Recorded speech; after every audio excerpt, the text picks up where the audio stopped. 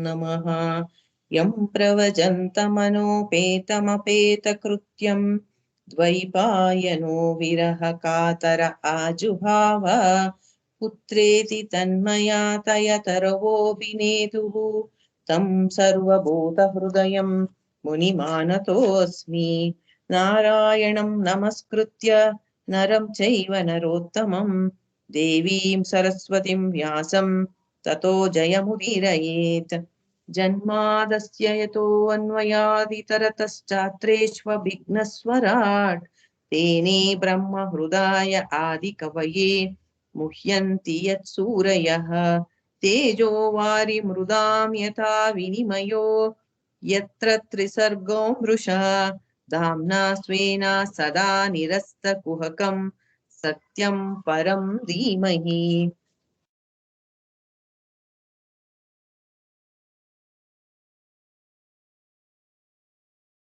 ನಾವು ಶ್ರೀಮದ್ ಭಾಗವತದ 2ನೇ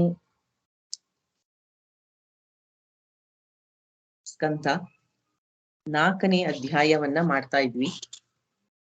ಅದರಲ್ಲಿ ನಾನು ತುಂಬಾ ದಿನ ಆಗೋಗಿರೋದ್ರಿಂದ ಯಾರಿಗಾರು ಬುಕ್ ತಗೊಳ್ಳಿ. 2ನೇ ಸ್ಕಂದದ 4ನೇ ಅಧ್ಯಾಯದ ವಿವರಣೆ ಮತ್ತು 5ನೇ ಅಧ್ಯಾಯದ ವಿವರಣೆ ಯಾರಾದ್ರೂ ಇಬ್ರು ಓದಿ, ಆಮೇಲೆ ನಾನು ಎಕ್ಸ್ಪ್ಲನೇಷನ್ ಮಾಡಕ್ಕೆ ಟ್ರೈ ಮಾಡ್ತೀನಿ.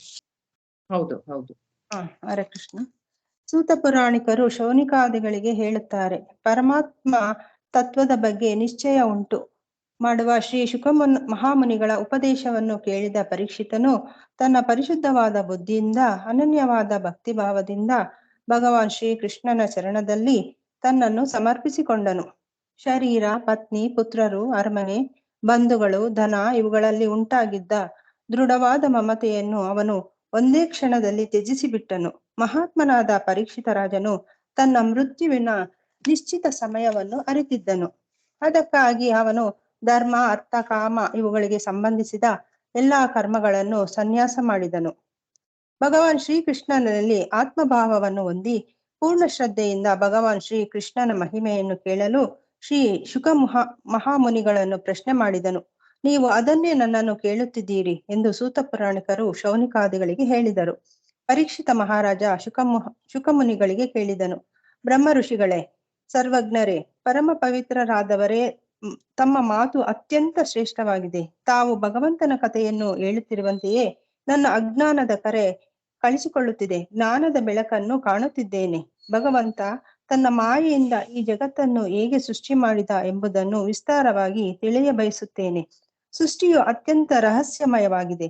ಬ್ರಹ್ಮಾದಿ ದೇವತೆಗಳಿಗೂ ಇದನ್ನು ತಿಳಿಯುವುದು ಕಷ್ಟ. ಭಗವಂತನು ಈ ವಿಶ್ವವನ್ನು ಹೇಗೆ ರಕ್ಷಿಸುತ್ತಾನೆ ಮತ್ತು ಹೇಗೆ ಸಂಹರಿಸುತ್ತಾನೆ? ಅನಂತ ಶಕ್ತಿಯುಳ್ಳ ಅವನು ಯಾವ ತನ್ನ ಶಕ್ತಿಯನ್ನು ಆಶ್ರಯಿಸಿ ಸೃಷ್ಟಿ, ಸ್ಥಿತಿ, ಲಯವನ್ನು ಮಾಡುತ್ತಾನೆ. ಈ ಬ್ರಹ್ಮಾಂಡವನ್ನು ರಚಿಸಿ ಅವುಗಳನ್ನು ನಾಶಪಡಿಸುವ ಈ ಆಟವನ್ನು ಹೇಗೆ ಆಡುತ್ತಾನೆ? ಹೀಗೆ ಮಾಡುವಾಗ ಸಹ ಅವನಿಗೆ ಯಾವುದರಲ್ಲಿಯೂ ಆಸಕ್ತಿ ಇರುವುದಿಲ್ಲ, ಅಸಂಗನಾಗಿ ಇರುತ್ತಾನಲ್ಲ. ಭಗವಾನ್ ಶ್ರೀ ಹರಿಯ ಲೀಲೆಗಳು ನಿಜವಾಗಿಯೂ ಅದ್ಭುತ, ಅಚಿಂತ್ಯವಾಗಿದೆ. ಈ ರಹಸ್ಯವನ್ನು ತಿಳಿಯುವುದು ಮಹಾಜ್ಞಾನಿಗಳಿಗೂ ಅತ್ಯಂತ ಕಷ್ಟವೇ ಸರಿ. ಪೂಜ್ಯರಾದ ನೀವು ಈ ವಿಷಯದಲ್ಲಿ ನಿಷ್ಠಾನರಾದವರು. ಆದ್ದರಿಂದ ನನ್ನ ಸಂದೇಹವನ್ನು ದಯಮಾಡಿ ನಿವಾರಣೆ ಮಾಡಬೇಕು ಎಂದು ಪರೀಕ್ಷಿತ ಮಹಾರಾಜನು ಕೇಳುತ್ತಾನೆ. ಶ್ರೀ ಶುಕ ಮಹಾಮುನಿಗಳು ಹೇಳುತ್ತಾರೆ, ಶ್ರೀ ಭಗವಾನ್ ಪುರುಷೋತ್ತಮನಾದ ಶ್ರೀ ಕೃಷ್ಣನ ಚರಣ ಕಮಲಗಳಲ್ಲಿ ನನ್ನ ಕೋಟಿ ಕೋಟಿ ಪ್ರಣಾಮಗಳು. ಅವನು ವಿಶ್ವದ ಸೃಷ್ಟಿ, ಸ್ಥಿತಿ, ಪ್ರಳಯ ಇವುಗಳ ಲೀಲೆಯನ್ನು ನಡೆಸಲು ಸತ್ವ, ರಜೋ ಮತ್ತು ತಮೋ ಗುಣ ರೂಪನಾದ 3 ಶಕ್ತಿಗಳನ್ನು ಸ್ವೀಕರಿಸಿ ಬ್ರಹ್ಮ, ವಿಷ್ಣು, ಮಹೇಶ್ವರರ ರೂಪಗಳನ್ನು ಧರಿಸಿಕೊಳ್ಳುವನು. ಅವನು ಸಮಸ್ತ ಚರಾಚರ ಪ್ರಾಣಿಗಳ ಹೃದಯದಲ್ಲಿ ಅಂತರ್ಯಾಮಿಯಾಗಿ ವಿರಾಜಿಸುತ್ತಾನೆ. ಅವನನ್ನು ಪಡೆಯುವ ಮಾರ್ಗವು ಬುದ್ಧಿಗೆ ವಿಷಯವಲ್ಲ. ಅವನು ಸ್ವಂತ ಅನಂತನಾಗಿದ್ದು ಅವನ ಮಹಿಮೆಯು ಅನಂತವಾಗಿದೆ. ಸಾಧು ಸಂತರ ದುಃಖಗಳನ್ನು ಹೋಗಲಾಡಿಸಿ ಅವರಿಗೆ ತನ್ನ ಪ್ರೇಮವನ್ನು ಕರುಣಿಸುವವನು. ದುಷ್ಟರನ್ನು ದಮನಗೈದು ಅವರಿಗೆ ಮುಕ್ತಿಯನ್ನು ಕೊಡುವವನು. ಪರಮಹಂಸ ಆಶ್ರಮದಲ್ಲಿರುವವರ ಅಭೀಷ್ಟವಾದ ವಸ್ತುವನ್ನು ಅನುಗ್ರಹಿಸುವನು. ಸರ್ವಸಮನಾಗಿದ್ದು ಸರ್ವರಿಗೂ ಕಲ್ಯಾಣವನ್ನು ಉಂಟು ಮಾಡುವವನು ಆದ ಪರಮಾತ್ಮನಿಗೆ ನಮಸ್ಕರಿಸುತ್ತೇನೆ. ಹಠದಿಂದ ಭಕ್ತಿಹೀನರಾಗಿ ಸಾಧನೆ ಮಾಡುವವರು ಅವನ ನೆರಳನ್ನೂ ಮುಟ್ಟಲಾರರು. ಎಷ್ಟೇ ದೊಡ್ಡ ತಪಸ್ವಿಗಳಾಗಲಿ, ದಾನಿಗಳಾಗಲಿ, ಯಶಸ್ವಿಗಳಾಗಲಿ, ಮಂತ್ರಜ್ಞಗಳಾಗಲಿ, ಸದಾಚಾರಿಗಳಾಗಲಿ ತಮ್ಮ ಸಾಧನೆಯನ್ನು ಆತನ ಚರಣಾರವಿಂದಗಳಲ್ಲಿ ಸಮರ್ಪಣೆ ಮಾಡದೆ ಹೋದರೆ ಅವರಿಗೆ ಶ್ರೇಯಸ್ಸು ದೊರೆಯಲಾರದು. ಅಂತಹ ಕಲ್ಯಾಣ ಕೀರ್ತಿ ಉಳ್ಳ ಭಗವಂತನಿಗೆ ಕೋಟಿ ಕೋಟಿ ನಮಸ್ಕಾರಗಳು. ಎಂತಹ ಜಾತಿಯವರೇ ಆಗಿರಲಿ, ಎಂಥ ಪಾಪಿಷ್ಟನೇ ಆಗಿರಲಿ, ಯಾರು ಭಗವಂತನ ಭಕ್ತರಲ್ಲಿ ಶರಣಾಗತರಾದರೆ ಪವಿತ್ರರಾಗುವರೋ ಅಂತಹ ಸರ್ವಶಕ್ತಿಯುಳ್ಳ ಭಗವಂತನಿಗೆ ನಮಸ್ಕಾರಗಳು. ಆತ್ಮಜ್ಞಾನಿಗಳಿಗೆ ಆತ್ಮಸ್ವರೂಪನಾಗಿ, ಭಕ್ತನಿಗೆ ಸ್ವಾಮಿಯಾಗಿ, ಕರ್ಮಕಾಂಡಿಗಳಿಗೆ ವೇದಮೂರ್ತಿಯಾಗಿ, ಧಾರ್ಮಿಕರಿಗೆ ಧರ್ಮಸ್ವರೂಪನಾಗಿ, ತಪಸ್ವಿಗಳಿಗೆ ತಪಸ್ವರೂಪಿಯಾಗಿ ಅವನೇ ಆಗಿದ್ದಾನೆ. ರುದ್ರ ಬ್ರಹ್ಮಾದಿ ದೇವತೆಗಳು ಕೂಡ ತಮ್ಮ ಶುದ್ಧ ಹೃದಯದಿಂದ ಅವನ ಸ್ವರೂಪವನ್ನೇ ಚಿಂತಿಸುತ್ತಾ ಆಶ್ಚರ್ಯಚಕಿತರಾಗಿ ನೋಡುತ್ತಾ ಇರುತ್ತಾರೆ. ಶ್ರೀದೇವಿಯ ಪತ್ನಿಯು ಯಜ್ಞಗಳ ಅಧಿಪತಿಯು, ಪ್ರಜಾಪತಿಯು ಸರ್ವಲೋಕಗಳ ಪತಿಯು, ಯದುಕುಲದಲ್ಲಿ ಅವತರಿಸಿ ಅಂಧಕ, ವೃಷ್ಟಿ, ಸತ್ವಂತರೆ ಮುಂತಾದ ಯಾದವರ ರಕ್ಷಕನು, ಪರಮಗತಿಯೂ ಆಗಿ ಬೆಳೆದ ಭಕ್ತವತ್ಸಲನು, ಸಾಧು ಸಂತರ ಸರ್ವಸ್ವನೂ ಆದ ಶ್ರೀಕೃಷ್ಣ ನನ್ನ ಮೇಲೆ ಪ್ರಸನ್ನನಾದನು. ಸೃಷ್ಟಿ ಸಮಯದಲ್ಲಿ ಯಾರು ಬ್ರಹ್ಮದೇವನ ಹೃದಯದಲ್ಲಿ ಇಲ್ಲ ಆಗುತ್ತೆ. ಸೃಷ್ಟಿ ಸಮಯದಲ್ಲಿ ಯಾರು ಬ್ರಹ್ಮದೇವನ ಹೃದಯದಲ್ಲಿ ಸ್ಮೃತಿಯನ್ನು ಜಾಗೃತಗೊಳಿಸಿ ಜ್ಞಾನದ ಅಧಿಷ್ಠಾದಿಯಾದ ಸರಸ್ವತಿಯನ್ನು ಪ್ರೇರಣೆ ಮಾಡಿದನು. ಆ ಬ್ರಹ್ಮನ ಮುಖದಿಂದ ಶಿಕ್ಷಾ, ವ್ಯಾಕರಣಾದಿ 6 ಅಂಗಗಳಿಂದ ಕೂಡಿದ ವೇದ ಸರಸ್ವತಿಯನ್ನು ಪ್ರಕಟಗೊಳಿಸಿದನು. ಅಂತಹ ಜ್ಞಾನಿಗಳಲ್ಲಿ ಶ್ರೇಷ್ಠನಾದ ಭಗವಂತನು ನನಗೆ ಪ್ರಸನ್ನನಾಗಲಿ. ಭಗವಂತನೇ, ಪಂಚಭೂತಗಳಿಂದ ನಿರ್ಮಾಣವಾದ ಈ ಶರೀರವನ್ನು ನಿರ್ಮಾಣ ಮಾಡಿ ಅವುಗಳಲ್ಲಿ ಜೀವರೂಪದಿಂದ ಮಲಗಿರುತ್ತಾನೆ. 5 ಜ್ಞಾನೇಂದ್ರಿಯಗಳು, 5 ಕರ್ಮೇಂದ್ರಿಯಗಳು, 5 ಪ್ರಾಣಗಳು, 1 ಮನಸ್ಸು, ಹೀಗೆ 16 ಕಲೆಗಳಿಂದ. ನಾನು ಓದ್ತೀನಿ ಬಿಡಿ. ಸಾರಿ ಮಾತಾಜಿ. 5 ಜ್ಞಾನೇಂದ್ರಿಯಗಳು, 5 ಕರ್ಮೇಂದ್ರಿಯಗಳು, 5 ಪ್ರಾಣಗಳು, 1 ಮನಸ್ಸು, ಹೀಗೆ 16 ಕಲೆಗಳಿಂದ ಕೂಡಿ ಇವುಗಳ ಮೂಲಕ 16 ವಿಷಯಗಳನ್ನು ಬೋಧಿಸುತ್ತಾನೆ. ಈ ಸರ್ವಭೂತಮಯನಾದ ಭಗವಂತನು ತನ್ನ ಗುಣಗಳಿಂದ ನನ್ನ ವಾಣಿಯನ್ನು ಅಲಂಕರಿಸಲಿ. ಆ ವಾಸುದೇವನ ಅವತಾರವಾದ ಸರ್ವಜ್ಞರಾದ ಭಗವಾನ್ ವೇದವ್ಯಾಸರಿಗೆ ನನ್ನ ನಮಸ್ಕಾರಗಳು. ಆ ಮಹಾನುಭಾವರ ಮುಖ ಕಮಲದಿಂದ ಮಕರಂದದಂತೆ ಹರಿಯುತ್ತಿರುವ ಜ್ಞಾನ ಸುಧೆಯನ್ನೇ ಅಲ್ಲವೇ ಸಾಧು ಸತ್ಪುರುಷರು ಸದಾ ಪಾನ ಮಾಡುತ್ತಿರುವುದು? ಓ ರಾಜೇಂದ್ರನಾದ ಪರೀಕ್ಷಿತನೇ, ಇದನ್ನು ಸಾಕ್ಷಾತ್ ಶ್ರೀಮನ್ನಾರಾಯಣನು ಬ್ರಹ್ಮದೇವರಿಗೆ ಉಪದೇಶ ಮಾಡಿದನು. ತಮ್ಮನ್ನು ಪ್ರಶ್ನೆ ಮಾಡಿದ ನಾರದರಿಗೆ ಬ್ರಹ್ಮದೇವರು ಅದನ್ನು ಉಪದೇಶಿಸಿದರು. ಅದನ್ನೇ ನಾನು ನಿನಗೆ ಈಗ ಉಪದೇಶಿಸುತ್ತೇನೆ. ಇಲ್ಲಿಗೆ ಭಾಗವತದ 2ನೇ ಸ್ಕಂದದ 4ನೇ ಅಧ್ಯಾಯವು ಮುಕ್ತಾಯವಾದದು. ಶ್ರೀ ಕೃಷ್ಣಾರ್ಪಣಮಸ್ತು. ಯಾರಾದ್ರೂ ಓದಿ 5ನೇದು. ಓದ್ಲಾ ಮಾತಾಜಿ? 5ನೇ ಅಧ್ಯಾಯ ಓದಿ. ಓಂ ನಮೋ ಭಗವತೆ ವಾಸುದೇವಾಯ. 5ನೇ ಅಧ್ಯಾಯದ ವಿವರಣೆ. ನಾರದರು ಕೇಳುತ್ತಾರೆ, ದೇವದೇವನೇ, ಚತುರ್ಮುಖನೇ, ನಿನಗೆ ನಮಸ್ಕಾರವು. ನೀನು ಎಲ್ಲಾ ಭೂತಗಳನ್ನು ಸೃಷ್ಟಿಸಿದವನು, ಎಲ್ಲರಿಗೂ ಮೊದಲಿಗನು. ಆತ್ಮತತ್ವದ ಸಾಕ್ಷಾತ್ಕಾರವು ಆಗುವಂತಹ ಜ್ಞಾನವನ್ನು ನನಗೆ ಅನುಗ್ರಹಿಸು. ಈ ಜಗತ್ತಿನ ಸ್ವರೂಪವೇನು? ಅದರ ಲಕ್ಷಣಗಳೇನು? ಇದರ ಆಧಾರ ಯಾವುದು? ಇದನ್ನು ಯಾರು ಸೃಷ್ಟಿಸಿದರು? ಇದು ಯಾರ ಅಧೀನವಾಗಿದೆ? ಇದು ಯಾವುದರಲ್ಲಿ ಲಯ ಹೊಂದುತ್ತದೆ? ವಾಸ್ತವವಾಗಿ ಈ ಜಗತ್ತು ಅಂದರೆ ಏನು? ಇದರ ತತ್ವವನ್ನು ನನಗೆ ತಿಳಿಸು. ನಿನಗೆ ಇದೆಲ್ಲವೂ ತಿಳಿದಿದೆ. ನೀನು ಭೂತ, ಭವಿಷ್ಯ ಹಾಗೂ ವರ್ತಮಾನಗಳ ಅಧಿಪತಿಯಾಗಿರುವೆ. ನಿನಗೆ ಈ ಜ್ಞಾನವನ್ನು ಎಲ್ಲಿಂದ ಬಂದಿತು? ನೀನು ಯಾರ ಆಧಾರದಲ್ಲಿ ಇದ್ದೀಯೆ? ನಿನ್ನ ಸ್ವಾಮಿ ಯಾರು? ಮಾಯಾ ಶಕ್ತಿಯಿಂದ ನೀನೊಬ್ಬನೇ ಪಂಚಭೂತಗಳಿಂದ ಪ್ರಾಣಿಗಳನ್ನು ಸೃಷ್ಟಿಸುತ್ತಿರುವೆಯಲ್ಲ. ಇದೆಂತಹ ಆಶ್ಚರ್ಯದ ಸಂಗತಿಯಾಗಿದೆ. ಜೇಡರ ಹುಳು ಅನಾಯಾಸವಾಗಿ ತನ್ನ ಮುಖದಿಂದಲೇ ಬಲೆಯನ್ನು ಹೆಣೆದು ಅದರಲ್ಲೇ ಆಡುತ್ತಿರುವಂತೆ ನೀನು ನಿನ್ನ ಶಕ್ತಿಯನ್ನೇ ಆಶ್ರಯಿಸಿ ನಿರಾಯಾಸವಾಗಿ ಪ್ರಾಣಿಗಳನ್ನು ನಿನ್ನಲ್ಲಿಯೇ ಸೃಷ್ಟಿಸಿಕೊಂಡರೂ ನಿನ್ನಲ್ಲಿ ಯಾವುದೇ ವಿಕಾರಗಳು ಆಗುವುದಿಲ್ಲ, ಅಂದರೆ ಬದಲಾವಣೆಗಳೂ ಆಗುವುದಿಲ್ಲ. ತಂದೆಯೇ ನಿನಗಿಂತ ದೊಡ್ಡವನು, ಇನ್ನು ಯಾರಾದರೂ ಇರಬಹುದು ಎಂಬ ಶಂಕೆಯು ನನಗೆ ಆಗುತ್ತಿದೆ. ಸರ್ವೇಶ್ವರನೂ ಆಗಿರುವ ನೀನು ನಾನು ಕೇಳುತ್ತಿರುವುದನ್ನು ನನಗೆ ಚೆನ್ನಾಗಿ ಮನವರಿಕೆ ಆಗುವಂತೆ ತಿಳಿಸಿರಿ.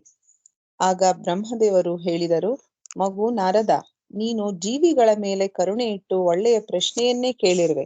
ಇದರಿಂದ ನನಗೂ ಭಗವಂತನ ಗುಣಗಳನ್ನು ವರ್ಣಿಸುವ ಪ್ರೇರಣೆ ಉಂಟಾಗಿದೆ. ನೀನು ನನ್ನ ಕುರಿತು ಹೇಳಿದೆಯಲ್ಲ ಸತ್ಯವೇ, ಏಕೆಂದರೆ ನನಗಿಂತ ಶ್ರೇಷ್ಠವಾಗಿರುವ ಪರತತ್ವದ ಅರಿವು ಉಂಟಾಗಿರುವವರಿಗೆ ನೀನು ಹೇಳಿದ ಎಲ್ಲಾ ಪ್ರಭಾವಗಳು ನನ್ನಲ್ಲಿ ಇರುವಂತೆ ಕಂಡುಬರುತ್ತದೆ. ಆದರೆ ವಾಸ್ತವವಾಗಿ ಸಮಗ್ರ ಶಕ್ತಿಯು ಪರಮಪಿತ ಪರಮಾತ್ಮನದು ಆಗಿದೆ. ಅವನ ಪ್ರಭಾವದಿಂದ ಈ ಸೃಷ್ಟಿ ಕ್ರಮವು ನಡೆಯುತ್ತಾ ಇದೆ. ನಾನು ಭಗವಂತನ ಚಿನ್ಮಯ ಪ್ರಕಾಶದಿಂದ ಪ್ರಕಾಶಿತನಾಗಿ ಪ್ರಪಂಚವನ್ನು ಬೆಳಗುತ್ತಿರುವೆನು, ಅರ್ಥಾತ್ ಜಗತ್ತನ್ನು ರಚಿಸುತ್ತಿರುವೆನು. ಯಾರ ಮಾಯೆಯಿಂದ ಮೋಹಿತನಾಗಿ ಜನರು ನನ್ನನ್ನೇ ಜಗದ್ಗುರು ಎಂದು ಹೇಳುತ್ತಾರೋ ಆ ಮಾಯಾಧೀಶನಾದ ವಾಸುದೇವನನ್ನು ನಾನು ಧ್ಯಾನಿಸುತ್ತಾ ವಂದಿಸುತ್ತೇನೆ. ವಾಸ್ತವವಾಗಿ ಜಗದ್ಗುರು ಭಗವಾನ್ ಶ್ರೀ ಕೃಷ್ಣನೇ ಆಗಿರುವನು. ಕೃಷ್ಣಂ ವಂದೇ ಜಗದ್ಗುರುಂ.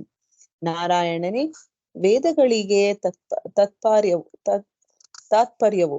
ವೇದಗಳಲ್ಲಿ ಸ್ತುತಿಸಲ್ಪಡುವ ದೇವತೆಗಳು ನಾರಾಯಣನ ಅಂಗದಿಂದ ಹುಟ್ಟಿದವರೇ ಎಲ್ಲ. ಯಜ್ಞಗಳಿಂದ ಆರಾಧಿತನಾಗುವವನು ಆ ನಾರಾಯಣನೇ. ಆ ಯಜ್ಞಗಳಿಂದ ಹೊಂದುವ ಲೋಕಗಳು ನಾರಾಯಣನ್ನೇ ಆಶ್ರಯಿಸಿವೆ. ಎಲ್ಲ ಯೋಗಗಳಿಗೆ ಲಕ್ಷಣ ಆಗಿರುವವನು ನಾರಾಯಣನೇ. ಎಲ್ಲ ತಪಸ್ಸುಗಳು ನಾರಾಯಣನಿಗಾಗಿಯೇ ಮಾಡಲಾಗುತ್ತದೆ. ಜ್ಞಾನ ಗಮ್ಯವೂ ಆ ನಾರಾಯಣನೇ. ಎಲ್ಲಕ್ಕೂ ಪರಮಾಗತಿಯೂ ಆ ನಾರಾಯಣನೇ. ಅವನೇ ನನ್ನನ್ನು ಸೃಷ್ಟಿಸಿದವನು. ನಾನು ಅವನ ಇಚ್ಛೆಗೆ ಅನುಗುಣವಾಗಿ ಸೃಷ್ಟಿಯನ್ನು ರಚಿಸುತ್ತೇನೆ.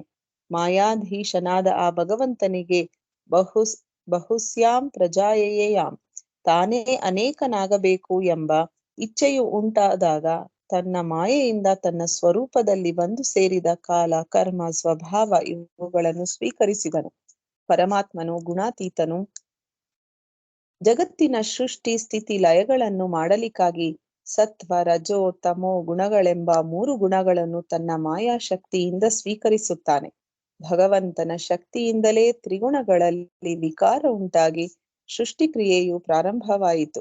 ಹೀಗೆ ಸೃಷ್ಟಿಯಲ್ಲಿ ಪಂಚಭೂತಗಳಾದ ಆಕಾಶ, ವಾಯು, ಅಗ್ನಿ, ಜಲ, ಪೃಥ್ವಿ ಇವುಗಳ ಉತ್ಪನ್ನವಾಯಿತು. 5 ಜ್ಞಾನೇಂದ್ರಿಯಗಳು, 5 ಕರ್ಮೇಂದ್ರಿಯಗಳು ಮತ್ತು ಜ್ಞಾನರೂಪವಾದ ಬುದ್ಧಿಯು, ಮನಸ್ಸು ಮತ್ತು ಕ್ರಿಯಾಶಕ್ತಿ ರೂಪವಾದ ಪ್ರಾಣವು ಉಂಟಾದವು. ನಾರದ, ಈ ಪಂಚಭೂತಗಳು, ಇಂದ್ರಿಯಗಳು, ಮನಸ್ಸು ಪರಸ್ಪರ ಸೇರದೆ ಶರೀರದ ರಚನೆಯನ್ನು ಮಾಡದಾದವು. ಭಗವಂತ ತನ್ನ ಶಕ್ತಿಯಿಂದ ಇವುಗಳನ್ನು ಪ್ರೇರೇಪಿಸಿ ಪರಸ್ಪರ ಒಂದರೊಡನೆ ಒಂದು ಬೆರೆತು ಕಾರ್ಯಕಾರಣ ಭಾವವನ್ನು ಪಡೆದು ಕ್ರಮವಾಗಿ ವ್ಯಷ್ಟಿ ಮತ್ತು ಸಮಷ್ಟಿ ರೂಪವಾದ ಪಿಂಡಾಂಡ ಹಾಗೂ ಬ್ರಹ್ಮಾಂಡವನ್ನು ರಚಿಸಿದವನು. ಆ ಬ್ರಹ್ಮಾಂಡ 1000 ವರ್ಷ ಕಾಲ ನಿರ್ಜೀವವಾಗಿ ನೀರಿನಲ್ಲಿ ಬಿದ್ದಿತು. ಮತ್ತೆ ಭಗವಂತನು ಅದನ್ನು ಜೀವಂತಗೊಳಿಸಿದನು, ಅರ್ಥಾತ್ ಜೀವರೂಪದಿಂದ ಅದರಲ್ಲಿ ಪ್ರವೇಶಿಸಿದನು. ಈ ಬ್ರಹ್ಮಾಂಡವನ್ನು ಒಡೆದುಕೊಂಡು ಅದರಿಂದ ಹೊರಟು ಬಂದವನೇ 1000 ತೊಡೆ, 1000 ಪಾದ, 1000 ಭುಜ, 1000 ನೇತ್ರ, 1000 ಮುಖ, 1000 ತಲೆಗಳುಳ್ಳ ವಿರಾಟ ಪುರುಷನು. ವಿದ್ವಾಂಸರು ಉಪಾಸನೆಗೋಸ್ಕರ ಈ ವಿರಾಟ ಪುರುಷನ ಅಂಗಗಳಲ್ಲೆಲ್ಲ ಸಮಸ್ತ ಲೋಕಗಳನ್ನು, ಅವುಗಳಲ್ಲಿರುವ ವಸ್ತುಗಳನ್ನು ಕಲ್ಪಿಸಿಕೊಳ್ಳುತ್ತಾರೆ. ಆತನ ನಡುವಿನಿಂದ ಕೆಳಗಿರುವ ಅಂಗಗಳಲ್ಲಿ 7 ಪಾತಾಳಗಳನ್ನು, ಸೊಂಟದ ಮೇಲಿರುವ ಅಂಗಗಳಲ್ಲಿ 7 ಸ್ವರ್ಗಗಳನ್ನು ಕಲ್ಪಿಸಿಕೊಳ್ಳುತ್ತಾರೆ. ಹೀಗೆ ವಿರಾಟ ಪುರುಷನು ಸರ್ವೇ ಲೋಕಮಯನಾಗಿದ್ದಾನೆ. ಇಲ್ಲಿಗೆ ಭಾಗವತದ 2ನೇ ಸ್ಕಂದದ 5ಮ ಅಧ್ಯಾಯವು ಮುಕ್ತಾಯವಾಗಿದೆ. ಶ್ರೀಕೃಷ್ಣಾರ್ಪಣಮಸ್ತು. ಹರೇ ಕೃಷ್ಣ. ಹರೇ ಕೃಷ್ಣ. ಇಲ್ಲಿ ಈ 5ನೇ ಅಧ್ಯಾಯದಲ್ಲಿ ಬುಕ್ ಇಟ್ಕೊಂಡವರೆಲ್ಲ ತೆಗೆದು ನೋಡ್ಕೊಳ್ಳಿ.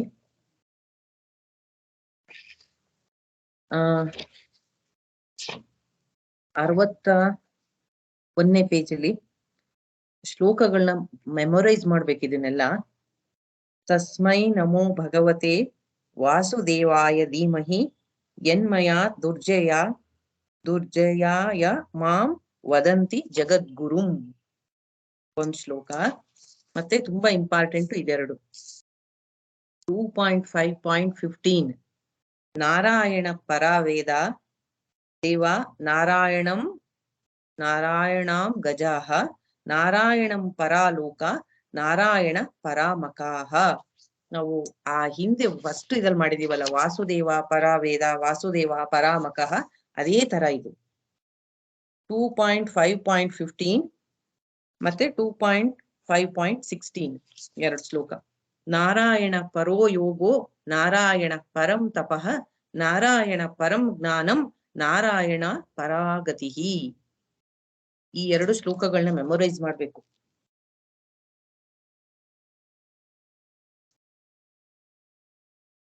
ನಾವು ಲಾಸ್ಟ್ ಕ್ಲಾಸ್ ಅಲ್ಲಿ ನೋಡ್ತಾ ಇದ್ವಿ, ಬ್ರಾಹ್ಮಣನ ಶಾಪಕ್ಕೆ ಒಳಗಾದ ಪರೀಕ್ಷಿತ ರಾಜ ಗಂಗಾ ನದಿ ತೀರಕ್ಕೆ ಬಂದು ಕುತ್ಕೋತಾನೆ. ಅಲ್ಲಿ ಶುಕ ಮುನಿಗಳು ಬರ್ತಾರೆ, ಅವರನ್ನ ಪ್ರಶ್ನೆಗಳನ್ನ ಕೇಳಿರ್ತಾನೆ. ಈಗ ಅವರು ಓದಿದಾಗೆ ಶುಕರ ಮಾತುಗಳನ್ನ ಕೇಳ್ತಾ ಕೇಳ್ತಾ ಕೇಳ್ತಾ ಪರೀಕ್ಷಿತ ಅನನ್ಯ ಭಕ್ತಿಯಿಂದ ಶುಕರ ಉಪದೇಶವನ್ನ ಕೇಳಿಸ್ಕೊಂಡು ತನ್ನನ್ನೇ ತಾನು ಕೃಷ್ಣನ ಚರಣದಲ್ಲಿ ಅರ್ಪಣೆ ಮಾಡ್ಕೊಂಡ್ಬಿಡ್ತಾನೆ.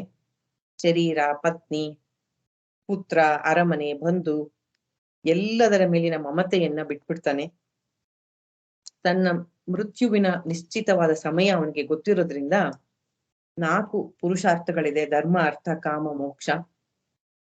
ಅವನು ಧರ್ಮ, ಅರ್ಥ, ಕಾಮ ಇವುಗಳ ವಿಷಯವಾಗಿ ಆಸಕ್ತಿಯನ್ನ ಸಂಪೂರ್ಣವಾಗಿ ಕಳೆದುಕೊಂಡು ಮೋಕ್ಷದಲ್ಲೇ ಆಸಕ್ತಿಯನ್ನ ಇಟ್ಕೊಂಡು ಕೃಷ್ಣನಲ್ಲೇ ಮನಸ್ಸನ್ನ ಇಟ್ಕೊಂಡು ಸಂಪೂರ್ಣ ಶ್ರದ್ಧೆಯಿಂದ ಭಕ್ತಿಯಿಂದ ಕೃಷ್ಣನ ಮಹಿಮೆಯನ್ನು ಕೇಳ್ತಾ ಶುಕ ಮಹಾಮುನಿಗಳನ್ನ ಪ್ರಶ್ನೆ ಮಾಡ್ತಾನೆ. ಅದೇ ಪ್ರಶ್ನೆಗಳನ್ನೇ ನೀವು ಕೇಳ್ತಾ ಇದ್ದೀರಿ ಅಂತ ನಾವ್ ಈ ತರ ತುಂಬಾ ನೋಡ್ತೀವಿ ಭಾಗವತದಲ್ಲಿ. ಯಾರ್ಯಾರಿದ್ದಾರೆ ಅದರಲ್ಲಿ? ಸೂತ ಪುರಾಣಿಕರು, ಶೌನಕಾದಿಗಳು, ಪರೀಕ್ಷಿತ, ಶುಕರು, ನಾರದ, ಬ್ರಹ್ಮ, ಮುಂದೆ ವಿದುರ ಮತ್ತೆ ಮೈತ್ರೇಯರು 3ನೇ ಅಧ್ಯಾಯದಿಂದ ಬರುತ್ತೆ.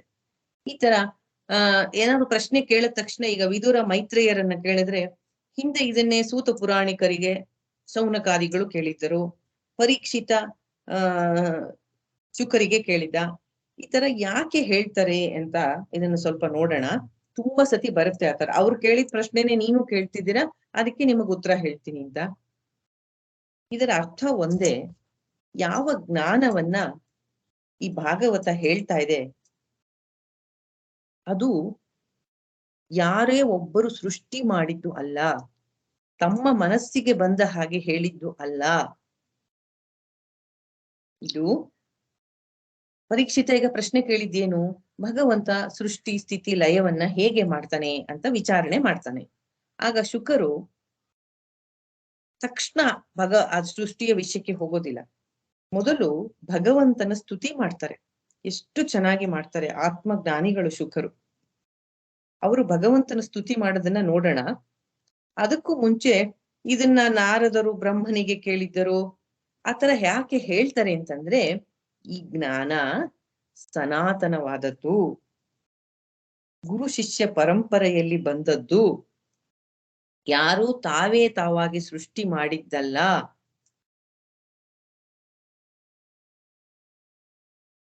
ಆ ರೀತಿಯಾಗಿ ಆ ಜ್ಞಾನವನ್ನ ನಾನು ಅವರಿಂದ ತಿಳಿದೆ, ಇವರಿಂದ ತಿಳಿದೆ ಅಂತ ಅವ್ರು ಹೇಳೋದಕ್ಕೆ ಅರ್ಥ, ನನಗೆ ಒಬ್ಬ ಗುರು ಇದ್ದಾರೆ, ಅವರಿಂದ ನಾನು ತಿಳಿದೆ, ನಾನು ಸೃಷ್ಟಿ ಮಾಡಿದ ಜ್ಞಾನ ಅಲ್ಲ ಅಂತ.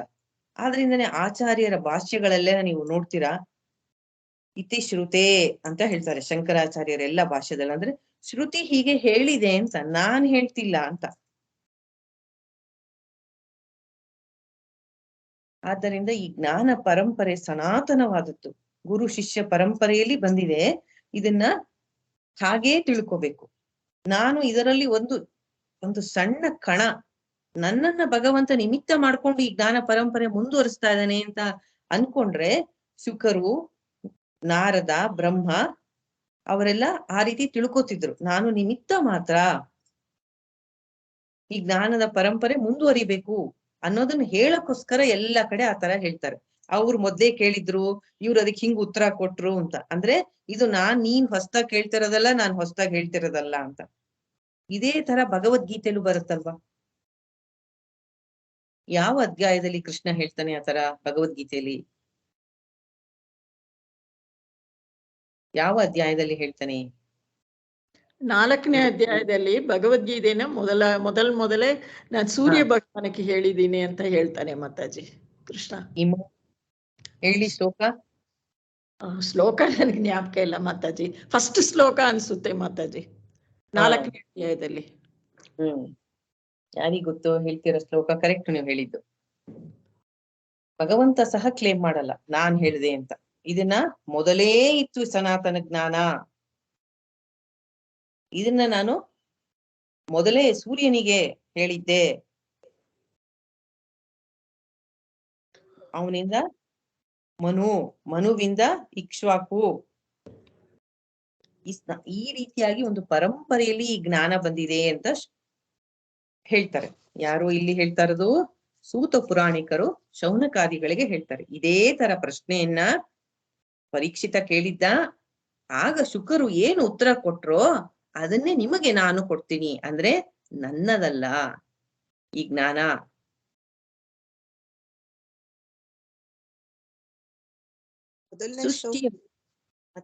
ಹೇಳಿ. ಯೋಗಂ ಪ್ರೋಕ್ತವಾನಹಮವ್ಯಯಂ ವಿವಸ್ವಾನ್ ಪ್ರಾಹ ಮನೋರಿಕ್ಷ್ವಾಕವೇ. ಇದೇ ಮೊದಲನೇ ಅದೇ ಶ್ಲೋಕ. ಹೌದು. ಜಗತ್ತಿನ ಸೃಷ್ಟಿಯ ವಿಷಯ ಬಹಳ ರಹಸ್ಯ. ಅದೊಂದು ದೇವತೆಗಳಿಗೂ ಬ್ರಹ್ಮದೇವರಿಗೆ ಸಹ ಕಷ್ಟ ತಿಳ್ಕೊಳ್ಳೋದು. ಭಗವಂತ ಹೆಂಗೆ ಸೃಷ್ಟಿ ಮಾಡ್ತಾನೆ, ಅವನ ಶಕ್ತಿ ಅಪಾರವಾದದ್ದು. ಅವನು ಯಾಕೆ ಈ ಸೃಷ್ಟಿ ಕ್ರಿಯೆ ಮಾಡುವಂತ ಒಂದು ನಾಟಕವನ್ನ ಮಾಡ್ತಾನೆ? ಅವನಿಗಿದೆಲ್ಲ ಮಾಡೋ ಮುಂದೆ ಯಾವ ಆಸಕ್ತಿನೂ ಇಲ್ಲ ಈ ಸೃಷ್ಟಿಯಲ್ಲಿ. ಯಾಕೆಂದ್ರೆ ನಾವು ಓದ್ತೀವಿ ಧ್ಯಾನ ಶ್ಲೋಕದಲ್ಲಿ ಏನಂತ ಓದಿದೀವಿ? ಜನ್ಮಾದಸ್ಯ ಯಥೋ ಅನ್ವಯಾದ್. ಅದ್ರಲ್ಲಿ ಓದ್ತೀವಿ, ದಾಮ್ನಾ ಸ್ವೇನ ಸದಾ ನೀರಸ್ಸ ಕುಹಕಂ ಸತ್ಯಂ ಪರಂ ಧೀಮಹಿ.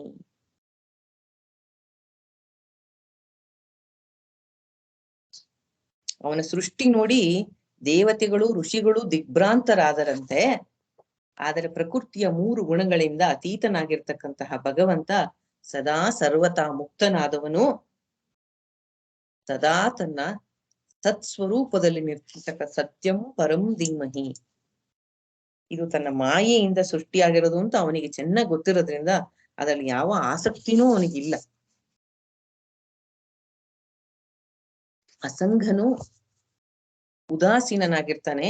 ಅಂತಹ ಭಗವಂತ ಯಾಕೆ ಸೃಷ್ಟಿಯನ್ನ ಮಾಡದ? ಎಂತಹ ಮಹಾಜ್ಞಾನಿಯೇ ಆಗಲಿ ಅವನಿಗೆ ಇದನ್ನು ತಿಳ್ಕೊಳ್ಳೋದು ತುಂಬಾ ಕಷ್ಟ. ನೀವು ನನ್ನ ಈ ಸಂದೇಹವನ್ನ ನಿವಾರಣೆ ಮಾಡ್ಬೇಕು ಅಂತ ಪರೀಕ್ಷಿತ ಕೇಳ್ತಾನೆ. ಆದರೆ ಶುಕರು ಮೊದಲು ಭಗವಂತನ ಸ್ತುತಿಯನ್ನ ಮಾಡ್ತಾರೆ. ಹೇ ಪುರುಷೋತ್ತಮ, ಹೇ ಶ್ರೀಕೃಷ್ಣ, ನಿನಗೆ ನನ್ನ ಕೋಟಿ ಕೋಟಿ ಪ್ರಣಾಮಗಳು. ನೀನೇ ಸತ್ವ ರಜೋ ತಮೋ ಗುಣಗಳನ್ನು ಸ್ವೀಕಾರ ಮಾಡಿ ತ್ರಿಗುಣಾತ್ಮಕವಾದ ನಿನ್ನ ಮಾಯೆ ಎಂಬ ಒಂದು ಶಕ್ತಿಯಿಂದ ಬ್ರಹ್ಮ ವಿಷ್ಣು ಮಹೇಶ್ವರ ರೂಪಗಳನ್ನು ಧರಿಸ್ಕೋತೀಯ. ಎಲ್ಲ ಪ್ರಾಣಿಗಳಲ್ಲಿ ಅಂತರ್ಯಾಮಿಯಾಗಿರ್ತೀಯ. ನಿನ್ನನ್ನು ಪಡಿಬೇಕು ಅಂತಂದ್ರೆ ನಾವು ಎಂತ ಬುದ್ಧಿವಂತರೇ ಆಗಿದ್ರು ಸಾಧ್ಯ ಇಲ್ಲ. ನೀನು ಅನಂತ, ನಿನ್ನ ಮಹಿಮೆ ಅನಂತ. ಯಾರು ನಿನ್ನನ್ನು ಅನನ್ಯ ಭಕ್ತಿಯಿಂದ ಸ್ಮರಣೆ ಮಾಡ್ತಾರೆ ಅಂತಹ ಸಾಧುಗಳಿಗೆ ಪ್ರೇಮದಿಂದ ಮುಕ್ತಿಯನ್ನು ಕೊಡ್ತಕ್ಕಂತಹವನು.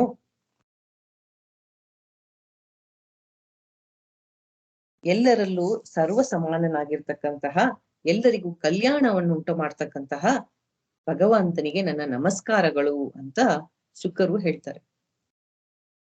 ಹಠದಿಂದ ಸಾಧನೆ ಮಾಡೋರು ನಿನ್ನ ನೆರಳನ್ನು ಮುಟ್ಟಲಾರರು ಅಂದ್ರೆ ಯಾವ ರೀತಿಯಿಂದಲೂ ನಿನ್ನನ್ನ ಅರ್ಥ ಮಾಡ್ಕೊಳ್ಳಾರರು ಅಂತ, ನಿನ್ ಹತ್ರನೂ ಬರ್ಲಾರರು ಅವರು ಅಂತ. ಅಂದ್ರೆ ಯಾವುದೇ ಹಠ ಛಲ ದರ್ಪ ಅದಕ್ಕೆ ಒಲಿಯೋನಲ್ಲ ಭಗವಂತ ಅಂತ. ಅವನ ತತ್ವವನ್ನು ತಿಳಿಯೋಕೆ ಆಗಲ್ಲ ಅಂತ. ನಾನು ಮಹಾಜ್ಞಾನಿ ಅಂತನೋ, ನಾನು ಮಹಾ ಬುದ್ಧಿವಂತ ಅಂತನೋ, ನಾನು ತುಂಬಾ ಛಲವಾದಿ ಅಂತನೋ, ಆ ರೀತಿ ಹಠಕ್ಕೆ ಬಿದ್ದು ತಿಳ್ಕೋತೀನಿ ಅಂದ್ರೆ ಸಾಧ್ಯ ಇಲ್ಲ. ಭಕ್ತಿಯಿಂದ ಮನಶುದ್ಧದಿಂದ ಅವನಿಗೆ ಯಾರು ಶರಣಾಗತರಾಗ್ತಾರೋ ಅಂತಹವರಿಗೆ ಅವನ ಕರುಣೆಯಿಂದ ಅವನ ತತ್ವ ಅರ್ಥ ಆಗ್ಬೇಕು. ಅದ್ರ ಬಿಟ್ಟು ಬೇರೆ ದಾರಿ ಇಲ್ಲ.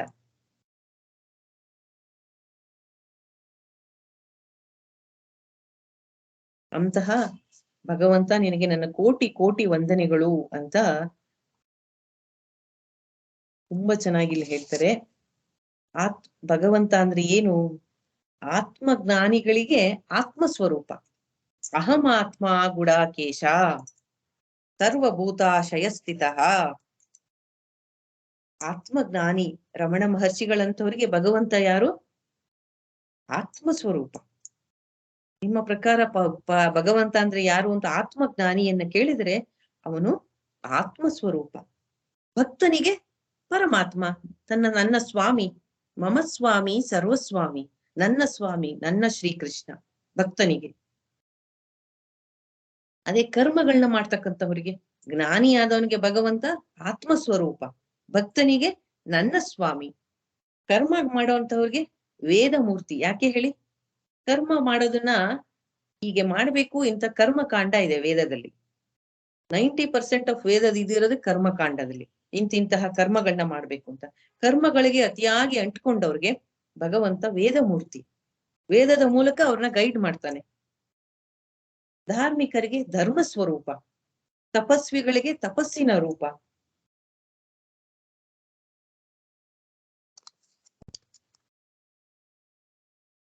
ಯದುಕುಲವನ್ನ ರಕ್ಷಣೆ ಮಾಡಕ್ಕೋಸ್ಕರ ಭಕ್ತವತ್ಸಲ ಶ್ರೀಕೃಷ್ಣನಾಗಿ ಆ ವಂಶದಲ್ಲಿ ಅವತರಿಸಿದ ಅಂತ ಹೇಳ್ತಾರೆ. ಈಗ ಪರೀಕ್ಷಿತ ಕೇಳಿದ ಪ್ರಶ್ನೆಗೆ ಶುಕರು ಉತ್ತರ ಕೊಡೋಕ್ಕೂ ಮುಂಚೆ ಪರಮಾತ್ಮನ ಸ್ತುತಿಯನ್ನ ಮಾಡಿ, ಇದೇ ಪ್ರಶ್ನೆಯನ್ನ ನಾರದರು ಬ್ರಹ್ಮನನ್ನ ಕೇಳಿದರು ಅಂತ ಹೇಳ್ತಾರೆ. ನಾರದರು ಯಾವಾಗ ಬ್ರಹ್ಮನನ್ನ ಕೇಳಿದ್ರು ಅಂದ್ರೆ, ಬ್ರಹ್ಮದೇವರು ಭಗವಂತನ ಪ್ರಥಮ ಸೃಷ್ಟಿ ಜೀವ. ಬ್ರಹ್ಮ ಸೃಷ್ಟಿಯನ್ನ ಮಾಡಿ ತಾನು ಸೃಷ್ಟಿಸಿದ ನಮ್ಮೆಲ್ಲರ ಪಿತಾಮಹ, ನಮ್ಮೆಲ್ಲರ ತಂದೆ, ತನ್ನ ಮಕ್ಕಳ ಒಳಿತಿಗಾಗಿ ತಪಸ್ಸನ್ನ ಮಾಡ್ತಾ ಇದ್ದಂತಹ ಬ್ರಹ್ಮನ ಸೇವೆಯನ್ನ ನಾರದರು ಯಾರು? ಬ್ರಹ್ಮನ ಮಾನಸ ಪುತ್ರ. ನಾರದರನ್ನ ಕಂಡರೆ ಬ್ರಹ್ಮನಿಗೆ ಅತೀ ಪ್ರೀತಿ. ಯಾಕೆ ಪ್ರೀತಿ? ಭಾಗವತ ಹೇಳುತ್ತೆ, ನಾರದರು ಅತ್ಯಂತ ಶ್ರದ್ಧೆಯಿಂದ, ಮೋಸ್ಟ್ ಇಂಪಾರ್ಟೆಂಟ್ ಪಾಯಿಂಟ್ ಏನು ಅಂದ್ರೆ ತುಂಬಾ ಒಬೀಡಿಯನ್ಸ್, ವಿನಯ, ವಿಧೇಯತೆ, ಮತ್ತೆ ತುಂಬಾ ಸೇವೆಯನ್ನ ಮಾಡ್ತಾ ಇದ್ರು. ಇದೆಲ್ಲ ಯಾಕೆ ವ್ಯಾಸರು ಬರೀತಾರೆ ಅಂತಂದ್ರೆ, ಆ ಗುಣಗಳನ್ನ ನಾವು ಅಧ್ಯಾತ್ಮದ ವಿದ್ಯಾರ್ಥಿಗಳಾಗಿ ಕಲ್ತ್ಕೋಬೇಕು. ಈ ಗುಣಗಳನ್ನ ಯಾರಿಂದ ನಾವು ಏನು ಪ್ರಶ್ನೆಯನ್ನ ಕೇಳ್ತೀವಿ, ಅವ್ರಿಗೆ ಉತ್ತರ ಕೊಡ್ತೀವಿ, ಅವರಿಂದ ಉತ್ತರವನ್ನ ಎಕ್ಸ್ಪೆಕ್ಟ್ ಮಾಡ್ತೀವಿ. ಜ್ಞಾನದ ರೂಪ ಅಲ್ವಾ ಅದು? ಭಗವಂತನ ರೂಪ ಅದು ಜ್ಞಾನ. ಅದನ್ನ ಪಡ್ಕೋಬೇಕಾದ್ರೆ ನಮ್ಮಲ್ಲಿ ಈ ರೀತಿಯಾದಂತಹ ವಿನಯ, ಶ್ರದ್ಧೆ, ಸೇವಾಭಾವ ಇದೆಲ್ಲ ಇದ್ದರೆ ಮಾತ್ರ ಆ ಗುರುವಿನ ಪೀಠದಲ್ಲಿ ಯಾರು ಕೂತಿರ್ತಾರೋ, ಈಗ ಬ್ರಹ್ಮ ಗುರುವಿನ ಪೀಠದಲ್ಲಿ ಶಿಷ್ಯನಾಗಿ ನಾರದ ಪ್ರೀತಿಯಿಂದ ಆ ಜ್ಞಾನವನ್ನ ಕೊಡ್ತಾರೆ. ಶ್ರದ್ಧೆಯಿಂದ ನಾರದರು ಪ್ರಶ್ನೆಯನ್ನ ಕೇಳ್ತಾರೆ. ಈ ಗುರು ಪರಂಪರೆಯನ್ನ ನೋಡಿ ಇದೇ ರೀತಿಯಾಗಿ ಬ್ರಹ್ಮ ಭಗವಂತನನ್ನ ಕೇಳ್ಕೊಂಡಿರ್ತಾನೆ. ನಾರಾಯಣನಿಂದ ಶುರುವಾಗಿ, ಅದಕ್ಕೆ ಓದಿದೀಗ ಕೃಷ್ಣಂ ಒಂದೇ ಜಗದ್ಗುರುಂ. ನಾರಾಯಣನಿಂದ ಶುರುವಾಗಿ ಆದಿಗುರು ಭಗವಂತ, ಅವನಿಂದ ಬ್ರಹ್ಮನಿಗೆ, ಬ್ರಹ್ಮನಿಂದ ನಾರದರಿಗೆ, ನಾರದರಿಂದ ವ್ಯಾಸರಿಗೆ, ವ್ಯಾಸರಿಂದ ಈಗ ಶುಕರಿಗೆ, ಶುಕರಿಂದ ಪರೀಕ್ಷಿತನಿಗೆ, ಪರೀಕ್ಷಿತ ಕೇಳ್ತಾ ಇದ್ದಾಗ ಅಲ್ಲೇ ಕೂತಂತಹ ಸೂತ ಪುರಾಣಿಕರು ಕೇಳಿಸ್ಕೊಂಡಿರ್ತಾರೆ, ಅವರು ಶೌನಕಾದಿಗಳಿಗೆ. ಹೀಗೆ ಜ್ಞಾನ ಪರಂಪರೆ ಬಂದಿದೆ.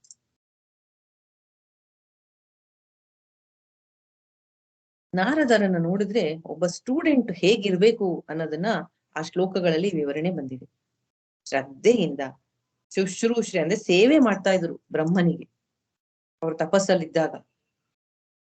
ಆಮೇಲೆ ಶ್ರದ್ಧೆಯಿಂದ ಬ್ರಹ್ಮನನ್ನ ಪ್ರಶ್ನೆ ಕೇಳಿದ್ರು. ಈಗ ಓದಿದ್ರು ಅವರು. ಅಲ್ಲ, ಈಗ ಈ ಜಗತ್ತು ಅಂತ ನನ್ನ ಕಣ್ಣ ಮುಂದೆ ಏನು ಕಾಣ್ತಾ ಇದೆ, ಇದೇ ಏನ್ ಪರೀಕ್ಷಿತ ಕೇಳ್ದ ಅದನ್ನೇ ನಾರದರು ಬ್ರಹ್ಮನನ್ನ ಕೇಳಿದ್ರು. ಇದನ್ನ ಭಗವಂತ ಯಾರು ಸೃಷ್ಟಿ ಮಾಡಿದರು? ಯಾಕೆ ಅಂದ್ರೆ ಈ ಜಗತ್ತಿನ ಸೃಷ್ಟಿಕರ್ತ ನಮ್ಮೆಲ್ಲರ ಪ್ರಕಾರ ನೀನೇ. ನಿನ್ನನ್ನು ಬಿಟ್ರೆ ನಮಗೆ ಬೇರೆ ಯಾವುದು ಹೈಯೆಸ್ಟ್ ಇದು ಕಾಣಿಸಲ್ಲ. ಆದರೆ ನೀನು ತಪಸ್ಸಿನಲ್ಲಿ ಇರ್ತೀಯ. ನೀನು ಈ ಜಗತ್ತಿನ ಪ್ರಥಮ ಜೀವ. ನೀನು ಯಾರನ್ನ ಕುರಿತು ತಪಸ್ಸು ಮಾಡ್ತೀಯಾ? ನಿನಗಿಂತ ಉತ್ತಮರಾದವರು, ಈ ಶ್ರೇಷ್ಠರಾದವರು ಇನ್ಯಾರಾದ್ರೂ ಇದ್ದಾರಾ? ನನ್ನ ಪ್ರಕಾರ ನೀನು ಅಂತ ತಂದೆಯಾದ ಬ್ರಹ್ಮನನ್ನ ನಾರದರು ಕೇಳ್ತಾರೆ.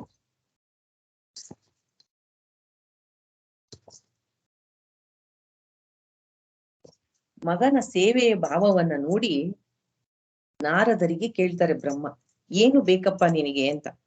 ಆಗ ನನಗೆ ತತ್ವದ ವಿಚಾರ ಬೇಕಾಗಿದೆ, ಅದನ್ನ ನನಗೆ ಅನುಗ್ರಹಿಸಿ. ಈ ಜಗತ್ತಿನ ಸ್ವರೂಪ ಏನು, ಇದರ ಲಕ್ಷಣ ಏನು, ಈ ಜಗತ್ತು ಅಂದ್ರೆ ಏನು ವಾಸ್ತವವಾಗಿ ನಿಮಗೆ ಎಲ್ಲಾ ತಿಳಿದಿದೆ. ನಿಮಗೆ ಈ ಜ್ಞಾನ ಎಲ್ಲಿಂದ ಬಂತು? ನಿಮಗೆ ಆಧಾರ ಯಾವುದು? ನೀನೊಬ್ಬನೇ ಈ ಪಂಚ ಮಹಾಭೂತಗಳನ್ನ ಉಪಯೋಗಿಸ್ಕೊಂಡು ಈ ಸೃಷ್ಟಿ ಕ್ರಿಯೆ ಎಲ್ಲ ಮಾಡ್ತಾ ಇದೀಯಲ್ಲ, ನಂಗೆ ಎಂಥ ಒಂದು ಆಶ್ಚರ್ಯ ಆಗಿದೆ ಇದು. ನನಗೆ ಒಂದು ಅನುಮಾನ, ನಿನಗಿಂತ ದೊಡ್ಡವ್ರು ಯಾರಾದ್ರೂ ಇದ್ದಾರಾ? ನಾನೇನಾದ್ರು ಕೇಳ್ತಾ ಇರೋದ್ರಲ್ಲಿ ನನ್ನ ಈ ಒಂದು ಏನು ಒಂದು ಡೌಟ್ ಇದೆ, ಅದನ್ನ ನೀವು ನನಗೆ ಚೆನ್ನಾಗಿ ಅರ್ಥ ಮಾಡಿ ತಿಳಿಸಿ ಅಂತ ಬ್ರಹ್ಮದೇವರಿಗೆ ನಾರದರು ಕೇಳ್ತಾರೆ. ಬ್ರಹ್ಮ ನಾರದರು ಎಲ್ಲಿ ಬಂದ್ರು ಇಲ್ಲಿ ಅಂತ ಕೇಳ್ಬೇಡಿ. ಆಗ್ತಾ ಇರೋದ್ ಕಾನ್ವರ್ಸೇಷನ್ ಪರೀಕ್ಷಿತ ಮತ್ತೆ ಶುಕರಿಗಲ್ವಾ ಅಂತ. ಪರೀಕ್ಷಿತಾನೇ ಕೇಳಿದ್ದು ಪ್ರಶ್ನೆನ. ಆಗ ಶುಕರು ಹೇಳಿದ್ರು ಇದೇ ಪ್ರಶ್ನೆಯನ್ನ ನಾರದರು ಕೇಳಿದ್ರು ಹಿಂದೆ. ಆಗ ಬ್ರಹ್ಮದೇವರು ಅವ್ರಿಗೆ ಉತ್ತರ ಕೊಟ್ರು ಅಂತ. ಆಗ ಎಲ್ಲ ಜೀವಿಗಳಿಗೆ ಒಳ್ಳೇದಾಗಬೇಕು ಅನ್ನೋಕ್ಕೋಸ್ಕರ ಇಂಥ ಪ್ರಶ್ನೆಯನ್ನ ನೀನು ಕೇಳಿದ್ಯಪ್ಪ. ನೀನ್ ಹೇಳೋದ್ರಲ್ಲಿ ಸ್ವಲ್ಪ ಸತ್ಯ ಇದೆ ನಾರದ.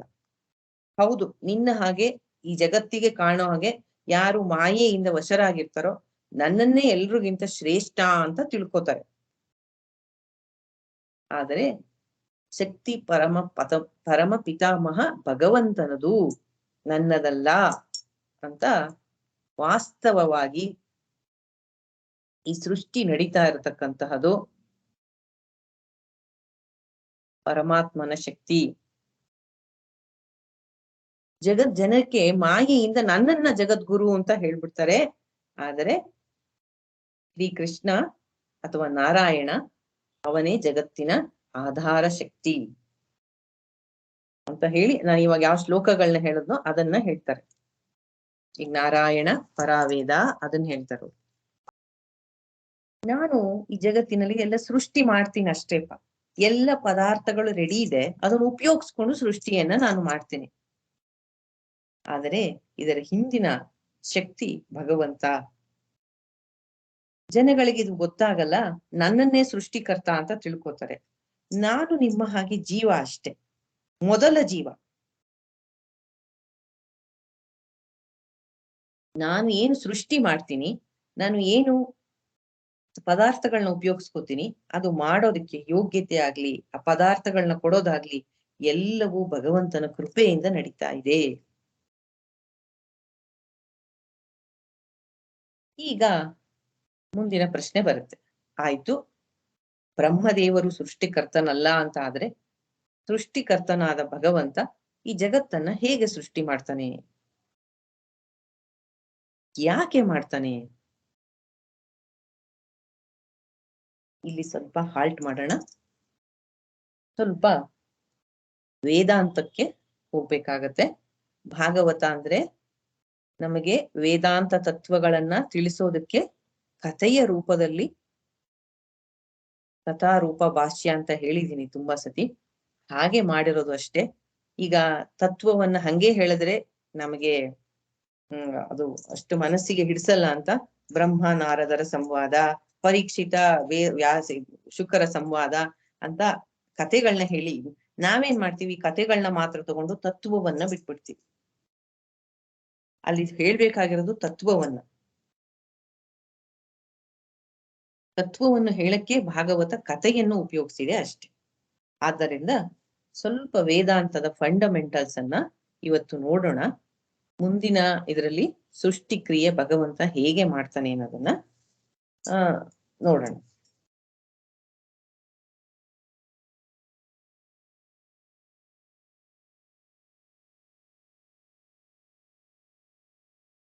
ಯಾವುದೇ ಒಂದು ವಸ್ತುವಿನ ಸೃಷ್ಟಿ ಆಗಬೇಕಾದರೆ 2 ಕಾರಣಗಳು ಇರಬೇಕು. ವೇದಾಂತವನ್ನ ಓದ್ದವ್ರಿಗೆ ಇದು ಗೊತ್ತಿರುತ್ತೆ. ಯಾವ್ದ್ಯಾವ್ದು 2 ಹೇಳ್ಬೇಕು. ವೇದಾಂತ ಕ್ಲಾಸ್ ಅಟೆಂಡ್ ಮಾಡ್ತೀರಾ? ಹೇಳ್ಬೇಕು. 2. ಈಗ ಒಂದು ನೆಕ್ಲೆಸ್ ನ ನೋಡಿದ್ರೆ ಪ್ರಕೃತಿ ಮತ್ತೆ ಅಲ್ಲ ಪುರುಷ ಮತ್ತು ಪ್ರಕೃತಿ, ಮ್ಯಾಟರ್ ಅಂಡ್ ಎನರ್ಜಿ. ಅಲ್ಲ ಅಲ್ಲ ಅಲ್ಲ ಇವು ಕಾರಣ ಉಪಾದಾನ ಕಾರಣ. ನಿಮಿತ್ತ ಕಾರಣ ಮತ್ತು ಉಪಾದಾನ ಕಾರಣ. ಒಂದು ನೀವು ಗೋಲ್ಡ್ ನೆಕ್ಲೆಸ್ ನ ನೋಡಿದ್ರೆ ಒಂದು ಗೋಲ್ಡ್ ಇರ್ಬೇಕು, ಮತ್ತೆ ಅದನ್ನ ಮಾಡದಂತಹ ಗೋಲ್ಡ್ ಸ್ಮಿತ್ ಇರ್ಬೇಕು, ಅಕ್ಕಸಾಲಿಗ ಇರ್ಬೇಕು, ಮತ್ತೆ ಚಿನ್ನವಿರ್ಬೇಕು. ಒಂದು ಒಂದು ಮಡಕೆಯನ್ನ ನೋಡಿದ್ರೆ ಮಣ್ಣಿರ್ಬೇಕು, ಅದನ್ನ ಮಾಡಿದಂತಹ ಕುಂಬಾರ ಇರ್ಬೇಕು. ಮಡಕೆಯನ್ನ ನೋಡಿದ ತಕ್ಷಣ 2 ಇರ್ಬೇಕು. ಒಂದು ಮೆಟೀರಿಯಲ್ ಕಾಸ್ಟ್ ಅಲ್ವಾ, ಒಂದು ಸಾಮಾನ್ ಬೇಕಲ್ಲ ಮಾಡಕ್ಕೆ, ಮತ್ತೆ ಅದಕ್ಕೆ ಮಾಡೋಂತ ಒಂದು ಇಂಟೆಲಿಜೆನ್ಸ್ ಬೇಕು. ಅದಕ್ಕೆ ನಿಮಿತ್ತ ಕಾರಣ ಅಂತಾರೆ. ಈಗ ಬರೀ ಗೋಲ್ಡ್ ಇಟ್ಬಿಟ್ರೆ ನೆಕ್ಲೆಸ್ ಆಗಲ್ಲ. ನೆಕ್ಲೆಸ್ ಆಗೋದಕ್ಕೆ ಏನ್ ಬೇಕು? ಆ ಗೋಲ್ಡ್ ನ ನೆಕ್ಲೆಸ್ ಮಾಡೋದಕ್ಕೆ ಒಂದು ಬುದ್ಧಿವಂತಿಕೆ ಬೇಕು, ಒಂದು ಸ್ಕಿಲ್ ಬೇಕು. ಮತ್ತೆ ನನ್ನ ಮುಂದೆ ಇಂಥ ಸುಂದರವಾಗಿ ನಡೀತಾ ಇರ್ತಕ್ಕಂತಹ, ಪರ್ಫೆಕ್ಟ್ ಆಗಿ ನಡೀತಾ ಇರ್ತಕ್ಕಂತಹ ಈ ಜಗತ್ತು ಕಾಣ್ತಾ ಇದೆಯಲ್ಲ, ಈ ಜಗತ್ತಿಗೆ ನಿಮಿತ್ತ ಕಾರಣ ಏನು? ಈ ಜಗತ್ತಿನ ಉಪಾದಾನ ಕಾರಣ ಏನು? ಪಂಚಮಹಾಭೂತಗಳು ಮಾತಾಜಿ. ಅದರಿಂದ ಜಗತ್ತು ಆಗಿದೆ. ಪಂಚಮಹಾಭೂತಗಳು ಎಲ್ಲಿಂದ ಬಂತು? ಭಗವಂತನನ್ನ ಏನಂತ ಹೇಳ್ತಾರೆ? ನಿಮಿತ್ತ ಮತ್ತು ಉಪಾದಾನ ಕಾರಣ 2 ಅವನೇ. 2 ಅವನೇ. ನಿಮಿತ್ತ ಕಾರಣನೂ ಅವನೇ, ಉಪಾದಾನ ಕಾರಣನೂ ಅವನೇ. ಏನಾಗತ್ತೆ ಹೇಳಿ? ಅವನು ಎಲ್ಲಿಂದನೋ ತಗೊಂಬಂದ ಈ ಪಂಚಮಹಾಭೂತಗಳನ್ನ. ಅಂದ್ರೆ ಅವನ ಹೊರಗಿಂದ, ಬ್ರಹ್ಮದ ಹೊರಗಡೆ ಎಲ್ಲೋ ಇತ್ತು 5 ಪಂಚಮಹಾಭೂತಗಳು, ತಂದು ಸೃಷ್ಟಿ ಮಾಡ್ದ. ಅಂದ್ರೆ ಅವನಿಗಿಂತ ಬೇರೆ ಆದದ್ದು ಏನೋ ಇದೆ ಅಂತ ಆಗಲ್ವಾ ಅವಾಗ? ಅವನೇ ನಿಮಿತ್ತ ಮತ್ತು ಉಪಾದಾನ ಕಾರಣ ಈ ಜಗತ್ತಿಗೆ.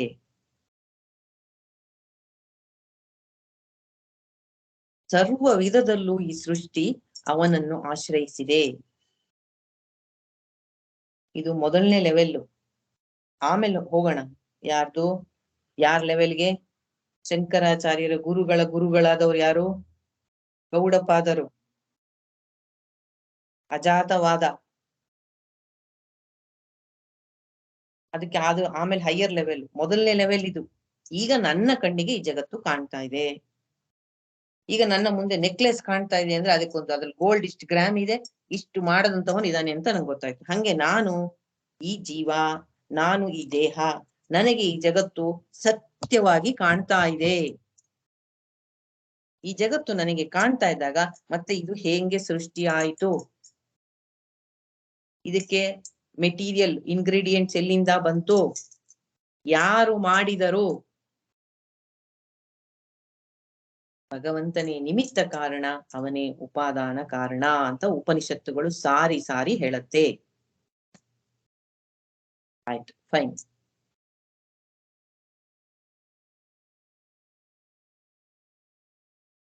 ಯಾವಾಗಲೂ ವೇದಾಂತದ ಟೀಚಿಂಗ್ ನ ಅರ್ಥ ಮಾಡ್ಕೊಳ್ದೆ ನೀವು ಭಾಗವತದ ಈ ಈ ಸೃಷ್ಟಿ ಕ್ರಿಯೆಯನ್ನ ಅರ್ಥ ಮಾಡ್ಕೊಳ್ಳೋದಕ್ಕೆ ಒಂದು ಸರಿಯಾಗಿ ಅರ್ಥ ಆಗಲ್ಲ, ಒಂದು ಕನ್ಫ್ಯೂಷನ್ ಆಗುತ್ತೆ. ಆದ್ರಿಂದ ವೇದಾಂತವನ್ನ ತಿಳ್ಕೊಂಡು ಭಾಗವತ ಏನ್ ಹೇಳ್ತಾ ಇದೆ ಅಂತ ಆಮೇಲೆ ತಿಳಿಬೇಕು.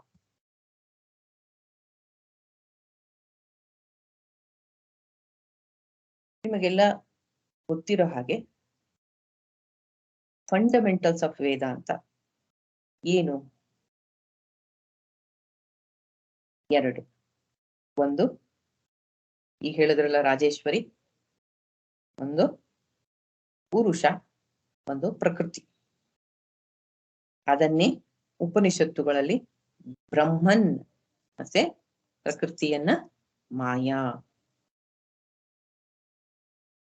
ಏನೇನ್ ಹೆಸರುಗಳಿಂದ ಕರೀತಾರೆ ಹೇಳಿ? ಸುಮಾರು ಸತಿ ಹೇಳಿದೀನಿ.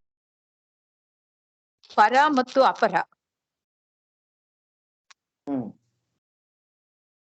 ಸರಿ. ಆಮೇಲೆ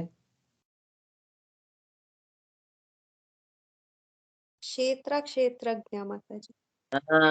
ಕ್ಷೇತ್ರಜ್ಞ, ಬ್ರಹ್ಮನ್ನ ಕ್ಷೇತ್ರಜ್ಞ, ಜಗತ್ತನ್ನ ಕ್ಷೇತ್ರ, ಜಡ ಚೈತನ್ಯ.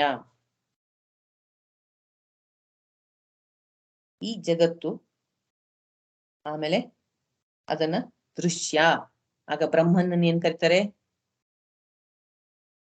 ದೃಷ್ಟ.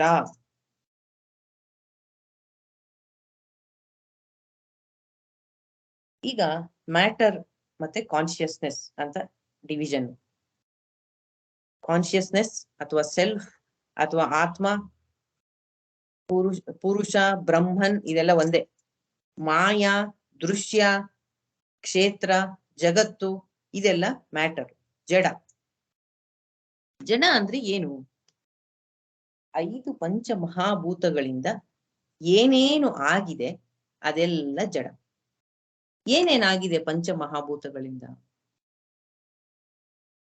ಏನೇನಾಗಿದೆ? ನನ್ನ ಮುಂದೆ ಕಾಣ್ತಾ ಇರ್ತಕ್ಕಂಥ ಈ ಜಗತ್ತು, ಗಿಡ, ಮರ, ಕಲ್ಲು, ಮಣ್ಣು, ಗಾಳಿ, ವಾಯು ಎಲ್ಲ ಪಂಚಮಹಾಭೂತಗಳಿಂದ ಆಗಿದೆ. ನನ್ನ ದೇಹ ನೆಕ್ಸ್ಟ್ ಆಯ್ತು, ಜಗತ್ತಾಯ್ತು. ನನ್ನ ದೇಹ ಅದು ಕಾನ್ಶಿಯಸ್ನೆಸ್ ಮ್ಯಾಟರ್? ಮ್ಯಾಟರ್ ಮಾತಾಜಿ. ನನ್ನ ದೇಹ ಮ್ಯಾಟರ್, ಜಡ. 5 ಪಂಚಮಹಾಭೂತಗಳಿಂದ ಆಗಿದೆ. ನನ್ನ ಮನಸ್ಸು, ಸೂಕ್ಷ್ಮವಾದ ನನ್ನ ಮನಸ್ಸು ಜಡ, ಮ್ಯಾಟರ್. ಅದು ಹೆಂಗ್ ಹೇಳ್ತೀರಾ? ಚಾಂದೋಗ್ಯದಲ್ಲಿ ಬರುತ್ತಿದ್ದು. ಹೆಂಗ್ ಹೇಳ್ತೀರಾ? ಹೆಂಗ್ ಹೇಳ್ತೀವಿ ಅಂದ್ರೆ 10 ದಿನ ಊಟ ಮಾಡ್ಬೇಡಿ. ಶ್ವೇತಕೇತು ಉದ್ದಾಲಕ ಋಷಿಗಳ ಸಂಭಾಷಣೆ. 10 ದಿನ ಊಟ ಮಾಡ್ಬೇಡ, 15 ದಿನ ಊಟ ಮಾಡ್ಬೇಡ. ಮನಸ್ಸಿನಲ್ಲಿ ಯಾವ ವೃತ್ತಿಗಳು ಹೇಳೋದಕ್ಕೆ ಸಾಧ್ಯವೇ ಆಗಲ್ಲ. ಅಂದರೆ ಮನಸ್ಸು ಜಡ, ಸೂಕ್ಷ್ಮವಾದ ಅಂತಃಕರಣ, ಕರ್ಮೇಂದ್ರಿಯಗಳು, ಜ್ಞಾನೇಂದ್ರಿಯಗಳು ಸೂಕ್ಷ್ಮವಾಗಿ ಎಲ್ಲವೂ ಇದೆ, ಆದರೆ ಅದು ಜಡ. ಬುದ್ಧಿ, ದೇಹ ಜಡ ಅಂದ್ರಿ, ಜಗತ್ತು ಜಡ ಅಂದ್ರಿ, ದೇಹ ಜಡ ಅಂದ್ರಿ, ಮನಸ್ಸು ಜಡ ಅಂದ್ರಿ, ಬುದ್ಧಿ ಜಡ ಮಾತಾಜಿ. ಬುದ್ಧಿನೂ ನಮ್ಮ ಅದು 5 ಪಂಚಮಹಾಭೂತಗಳಿಂದ ಆಗಿದೆ. ಬುದ್ಧಿನೂ ಅಷ್ಟೇ, ಅದು ಸ್ಥೂಲ ಅಲ್ಲ, ಸಾರಿ ಸೂಕ್ಷ್ಮ. ಈಗ ಬಂತು ನೋಡಿ ಪಾಯಿಂಟ್. ನಾನು ನಾನು ನಾನು ಅಂತ ನಾವು ಅನ್ಕೋತೀವಲ್ಲ, ನಾನು ನಾನು ನಾನು ನಾನು ಅಂತ. ಅಂತಃಕರಣ ಅಂದ್ರೆ ಏನು? ಮನ, ಬುದ್ಧಿ, ಚಿತ್ತ, ಅಹಂಕಾರ.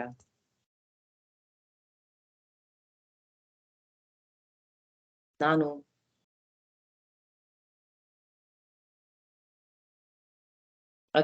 ಅದನ್ನು ಜಡಾನೆ Mataji.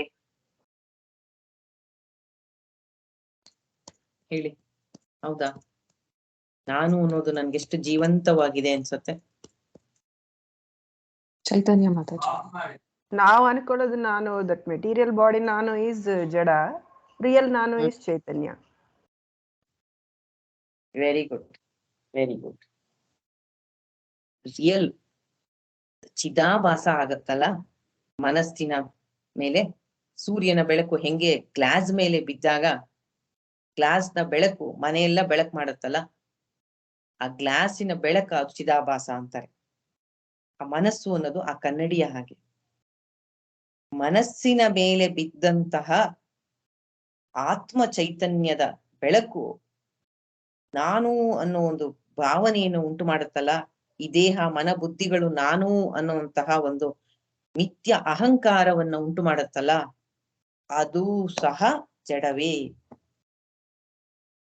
Including from that false ego till the outside world, ಎಲ್ಲವೂ ಜಡ, ಎಲ್ಲವೂ ಅನಾತ್ಮ. ಬಟ್ ನಾವು ಅದಕ್ಕೆ ಎಷ್ಟು ಮಹತ್ವ ಕೊಡ್ತೀವಿ ತೋರಿಸ್ತೀನಿ ನೋಡಿ.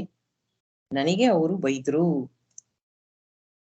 ನನಗೆ ಇವ್ರು ಹೊಗಳಿದ್ರು, ನನಗೆ ಇವರು ಸನ್ಮಾನ ಮಾಡಿದ್ರು, ಇದೆಲ್ಲವೂ ಮಿಥ್ಯ. ನಿಜವಾದ ಆತ್ಮ ವಸ್ತು ಒಂದೇ ಚೈತನ್ಯ, ಮಿಕ್ಕ ಎಲ್ಲವೂ ಅನಾತ್ಮ ವಸ್ತುಗಳು ಜಡವೇ. ಈ ಜಡ ಮತ್ತು ಚೈತನ್ಯದ ವಿವೇಕವನ್ನ ಸರಿಯಾಗಿ ತಿಳಿಬೇಕು ಅಂತ ಆಚಾರ್ಯರು ಹೇಳ್ತಾರೆ.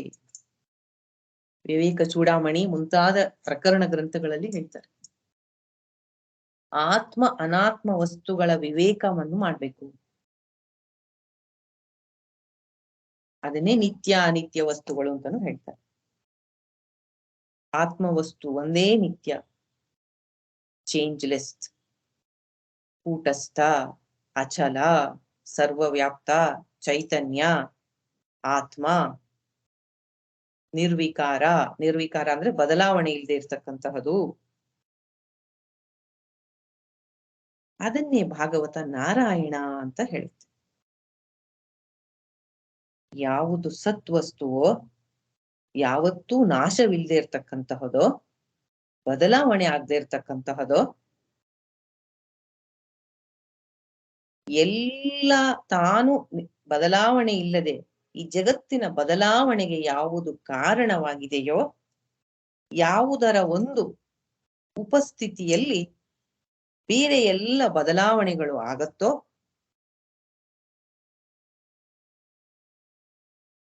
ಯಾರು ಇಲ್ಲದಿದ್ದರೆ ಏನೂ ಇಲ್ಲವೋ, ಇಲ್ಲದೆ ಇರಕ್ ಸಾಧ್ಯವೇ ಇಲ್ಲ.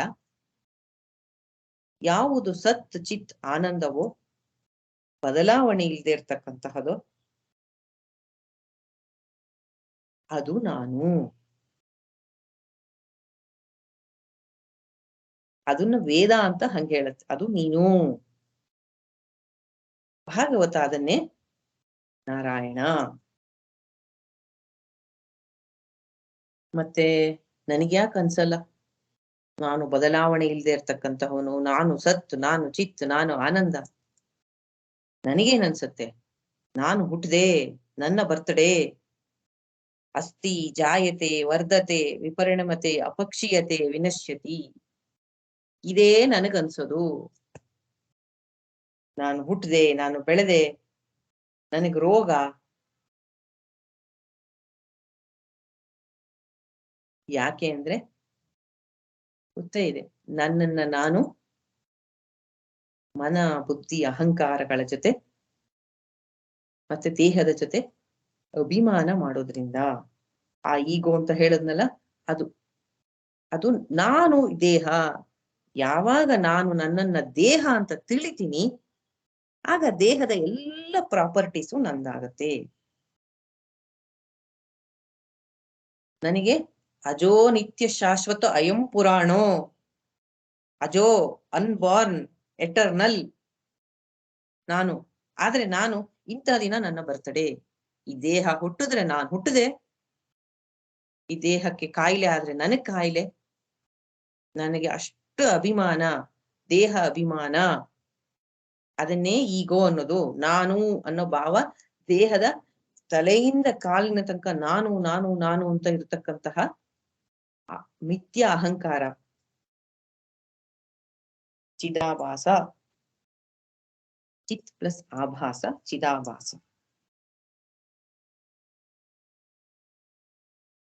ನಾನು ಅಂತ ತಿಳ್ಕೊಳ್ಳೋದ್ರಿಂದ ಆ ದೇಹದ ಪ್ರಾಪರ್ಟಿ ಎಲ್ಲ ನಂದಾಯ್ತು. ಇದನ್ನ ತುಂಬಾ ಸತಿ ಹೇಳಿದೀನಿ ವೇದಾಂತದ ಕ್ಲಾಸ್ ಅಲ್ಲಿ. ಒಂದು ಬಿಳಿ ಕ್ರಿಸ್ಟಲ್ ಇದ್ರೆ ಅದ್ರ ಹಿಂದೆ ನೀಲಿ ಬಟ್ಟೆ ಇಟ್ರೆ ಆ ಕ್ರಿಸ್ಟಲ್ ನೀಲಿಯಾಗಿ ಕಾಣುತ್ತೆ, ನೀಲಿ ಆಗಿರಲ್ಲ. ಬಟ್ಟೆ ತೆಗೆದ್ರೆ ಮತ್ತೆ ಅದು ಬಿಳಿನೇ.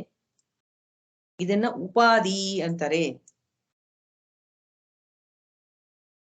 ದೇಹ ಮನ ಬುದ್ಧಿಗಳ ಉಪಾಧಿಯಾಗಿ ಯಾವಾಗಲೂ ಅನ್ಲಿಮಿಟೆಡ್ ಇಮ್ಮಾರ್ಟಲ್ ಆದ ನಾನು ದೇಹ ಮನ ಬುದ್ಧಿಗಳನ್ನು ನಾನು ನಾನು ನಾನು ಅನ್ಕೊಳ್ಳೋದ್ರಿಂದ ನನ್ನನ್ನ ನಾನು ಅದರೊಳಗೆ ಒಂದು ಕೇಜಲ್ಲಿ ನನ್ನನ್ನ ಇಟ್ಟಂಗೆ ನಾನು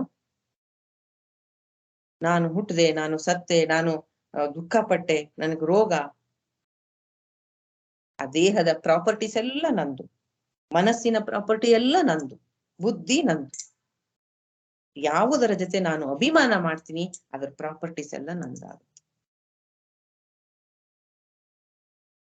ಇದಕ್ಕೆ ಒಂದು ಉದಾಹರಣೆ ಹೇಳ್ಬೇಕು ಅಂದ್ರೆ ತಾಯಿ ಮತ್ತು ಮಗು.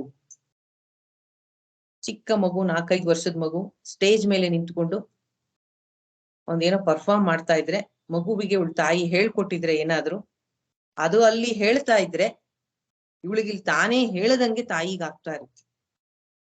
ಅದ್ರ ಐಡೆಂಟಿಫಿಕೇಶನ್ ಅಂತ ಅದಕ್ಕೆ. ನಮ್ಮನ್ನ ನಾವು ಅದರ ಜೊತೆ ಗುರುತಿಸಿಕೊಳ್ಳೋದು ಅಂತ ಸಂಸ್ಕೃತದಲ್ಲಿ ತದಾತ್ಮ ಭಾವ, ತಾಧ್ಯಾತ್ಮ ಭಾವ ಅಂತ ಹೇಳ್ತಾರೆ. ಅದನ್ನ ಆತ್ಮ ಅಂತ ಅನ್ಕೊಳ್ಳೋದು. ಏನನ್ನ? ದೇಹವನ್ನ.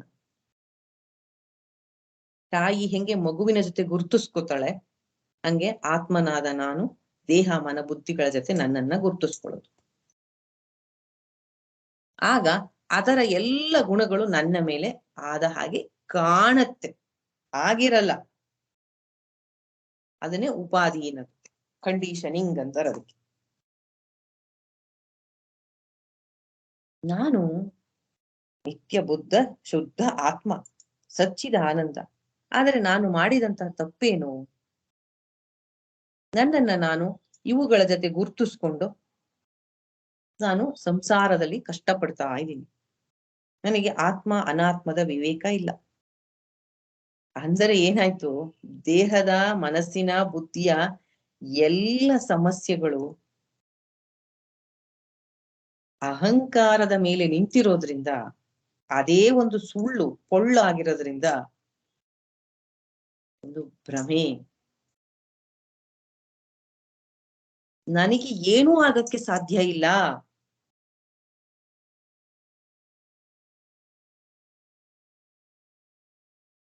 ಯಾವ ಶ್ಲೋಕ ಹೇಳುತ್ತೆ ಭಗವದ್ಗೀತೆಯಲ್ಲಿ ನನ್ನನ್ನು ಏನ್ ಮಾಡಿದ್ರು ನಾಶ ಮಾಡಕ್ಕಾಗಲ್ಲ ಅಂತ? 2ನೇ ಅಧ್ಯಾಯ. ನ ಜಾಯದೆ ಸ್ಪ್ರಿಯದೆ ಅಂತ 20ನೇ ಶ್ಲೋಕ ಮಾತಾಜಿ. ನ ಜಾಯತೆ ಮೃಯತೆ ಕರೆಕ್ಟ್, ಅದು ನನ್ನ ಗುಣಗಳನ್ನ ಹೇಳುತ್ತೆ. ನನ್ನನ್ನ ನಾಶ ಮಾಡಕ್ಕಾಗಲ್ಲ ಅನ್ನೋ ಶ್ಲೋಕ ಯಾವುದು? ನೈನಂ ಚಿಂದಂತಿ ಶಸ್ತ್ರ. ಹೇಳಿ, ಯಾರು ಹೇಳಿದ್ದು? ಹೇಳಿ. ನೈನಂ ಚಿಂದಂತಿ ಶಸ್ತ್ರಾಣಿ. ನನ್ನನ್ನ ಶಾರ್ಪ್ ಆಗಿರೋ ವೆಪನ್ ಇಂದ ಕಟ್ ಮಾಡಕ್ಕಾಗಲ್ಲ. ನನ್ನನ್ನ ನೀರಲ್ಲಿ ಮುಳುಗ್ಸಿ ನಾಶ ಮಾಡಕ್ಕಾಗಲ್ಲ. ಗಾಳಿಲಿ ನನ್ನನ್ನು ಒಣಗ್ಸಕ್ಕಾಗಲ್ಲ. ಬೆಂಕಿಲ್ ಹಾಕಕ್ಕಾಗಲ್ಲ. ಯಾವುದೇ ವಿಧದಲ್ಲೂ ನನ್ನನ್ನ ನಾಶ ಮಾಡಕ್ಕೆ ಆಗಲ್ಲ.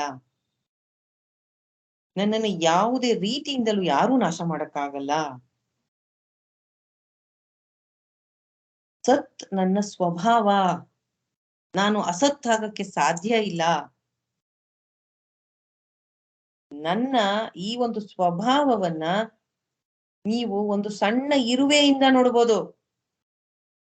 ಆನೆ ತನಕ ನೀವು ಇರುವೆ ಮೇಲೆ ಕಾಲಿಡಕ್ ಹೋಗಿ ನನ್ನನ್ನು ಸಾಯಿಸಪ್ಪ ಅಂತ ನಿಂತ್ಕೊಳ್ಳಲ್ಲ. ಅದು ತನ್ನನ್ನು ಪ್ರೊಟೆಕ್ಟ್ ಮಾಡ್ಕೊಳಕ್ ನೋಡುತ್ತೆ. ಅಂದ್ರೆ ಅಜ್ಞಾನದಿಂದ ನಾವು ಆ ಬಾಡಿ ಜೊತೆ ಐಡೆಂಟಿಫೈ ಮಾಡ್ಕೊಂಡಿರ್ತೀವಿ, ಆ ಬಾಡಿ ನುಳುಕ್ಸ್ಕೊಳಕ್ ನೋಡ್ತೀವಿ.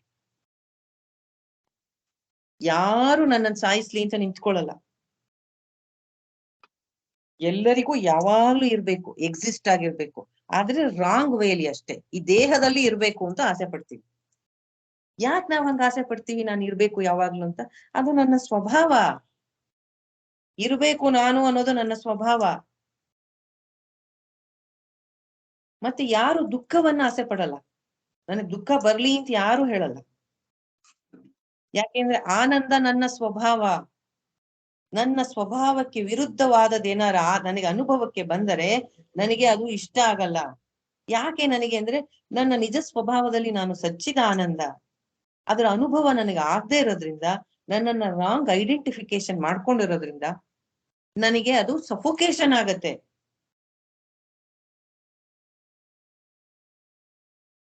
ಮತ್ತೆ ವೇದಾಂತ ಏನ್ ಹೇಳ್ತಾ ಇರೋದು? ವೇದಾಂತ ಹೇಳ್ತಾ ಇರೋದು ಒಂದ್ ಲೈನ್ ಅಲ್ಲಿ ಹೇಳ್ಬಿಡಿ. ಬರೀ ಪ್ರಾಬ್ಲಮ್ ಹೇಳ್ತಾ ಇದೀರಲ್ಲ, ಹೆಂಗ್ ಸೊಲ್ಯೂಷನ್ ಏನಿದಕ್ಕೆ? ನಿನ್ನ ನೀನು ಅದ್ರ ಜೊತೆ ಗುರ್ತಿಸ್ಕೋಬೇಡ. ಆ ದೇಹಕ್ಕೆ ಪ್ರಾರಬ್ಧಕ್ಕೆ ತಕ್ಕಂತೆ ಅದಕ್ಕೆ ಕರ್ಮಗಳಿಗೆ ಅದಕ್ಕೆ ಬಂದೇ ಬರುತ್ತೆ ಸುಖ ದುಃಖಗಳು, ಮನ ಬುದ್ಧಿ ಆ ದೇಹಕ್ಕೆ. ಸ್ವಾಮಿ ಚಿನ್ಮಯಾನಂದನ್ ಚಾರ್ಟು BMI ಅಂತಿದ್ರಲ್ಲ ಅವರು. Don't identify your self with BMI, body mind intellect. ಆದ್ದರಿಂದಲೇ ವೇದಾಂತದ ಟೀಚಿಂಗ್ ಅಲ್ಲಿ ಜ್ಞಾನಕ್ಕೆ ತುಂಬಾ ಮಹತ್ವ.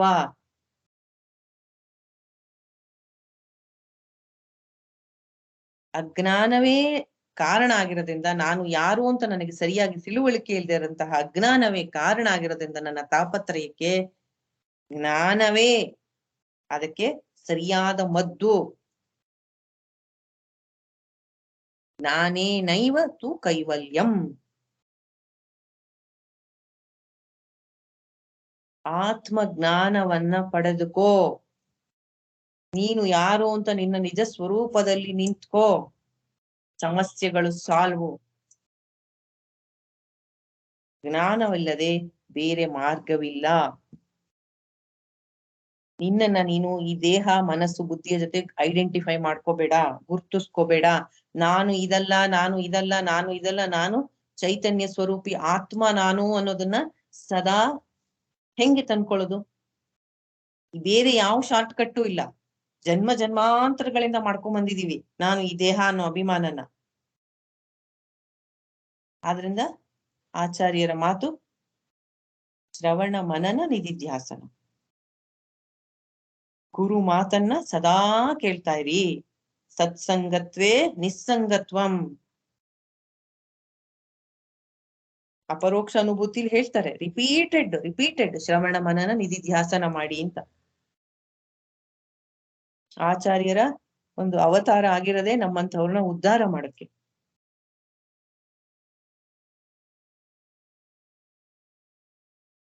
ರಿಪೀಟೆಡ್ ಕೇಳಿ ಅಂತ ಹೇಳ್ತಾರೆ ಗುರುಗಳು. ಅವ್ರ ಮಾತನ್ನ ಫಾಲೋ ಮಾಡೋಣ, ಶ್ರವಣ ಮಾಡೋಣ, ಸದಾ ಚಿಂತನೆ ಮಾಡೋಣ. ನಾನು ಆತ್ಮಸ್ವರೂಪಿ, ನಾನು ಚೈತನ್ಯ. ಅಯ್ಯೋ ಆಗಲ್ಲಮ್ಮ, ಟ್ರೈ ಮಾಡೋಣ. ನನಗೆ ಆಗಲ್ಲ, ನಾನು ಅಜ್ಞಾನಿ ಅನ್ನೋದೇ ದೊಡ್ಡ ಆಬ್ಸ್ಟಕಲ್. ರಮಣ ಮಹರ್ಷಿಗಳು ಹೇಳ್ತಿದ್ರು ಆತರ. ನನ್ ಕೈಲಿ ಆಗಲ್ಲ, ನನಗೆ ತುಂಬಾ ಅಜ್ಞಾನ ಇದೆ, ನನ್ನ ಅಜ್ಞಾನ ಇದೆ ಅನ್ನೋದೇ ದೊಡ್ಡ ಆಬ್ಸ್ಟಕಲ್ ಎಲ್ಲದಕ್ಕಿಂತ. ಆಗದೆ ಇರ್ಬೋದು, ಬಟ್ ಯುದ್ಧ ಭೂಮಿಯಲ್ಲಿ ನಿಂತ್ಕೊಂಡು ಕತ್ತಿನೇ ಎತ್ತದೆ ನಾನು ಸೋತೋದೆ ಅಂತ ಹೇಳೋದಕ್ಕಿಂತ ಸ್ವಲ್ಪ ಫೈಟ್ ಮಾಡಿ ಸೋಲೋದ್ ಬೆಟರ್ ಅಲ್ವಾ?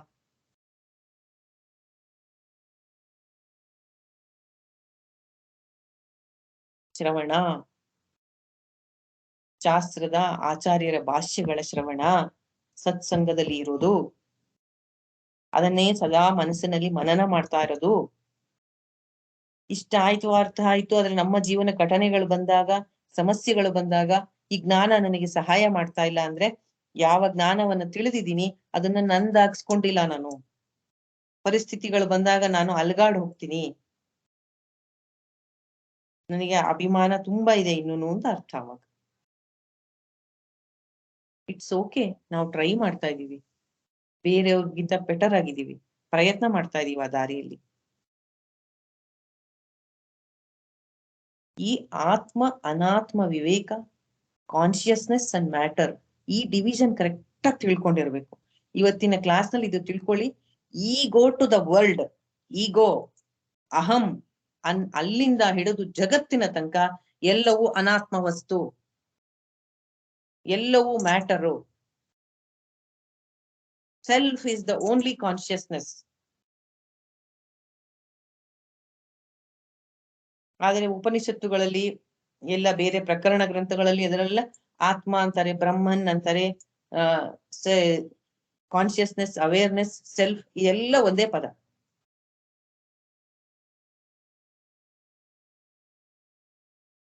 ಅಲ್ಲ ಮಾತಾಜಿ, ಬ್ರಹ್ಮ ನಾರದರ ಪ್ರಶ್ನೆಗೆ ಇದನ್ಯಾಕೆ ವೇದಾಂತ ಹೇಳ್ತಿದ್ದೀರಾ ಅಂತ ಕೇಳ್ಬೋದು.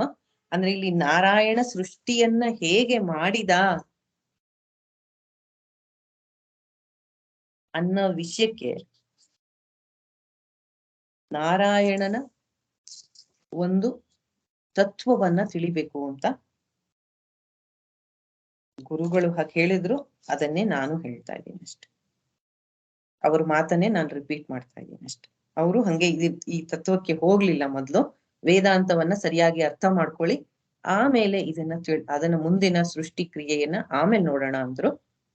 ಅವ್ರು ಏನ್ ಮಾಡಿದ್ರು ಅದನ್ನೇ ನಾನು ಹಾಗೆ ರಿಪೀಟ್ ಮಾಡ್ತಾ ಇದ್ದೀನಿ ಅಷ್ಟೆ.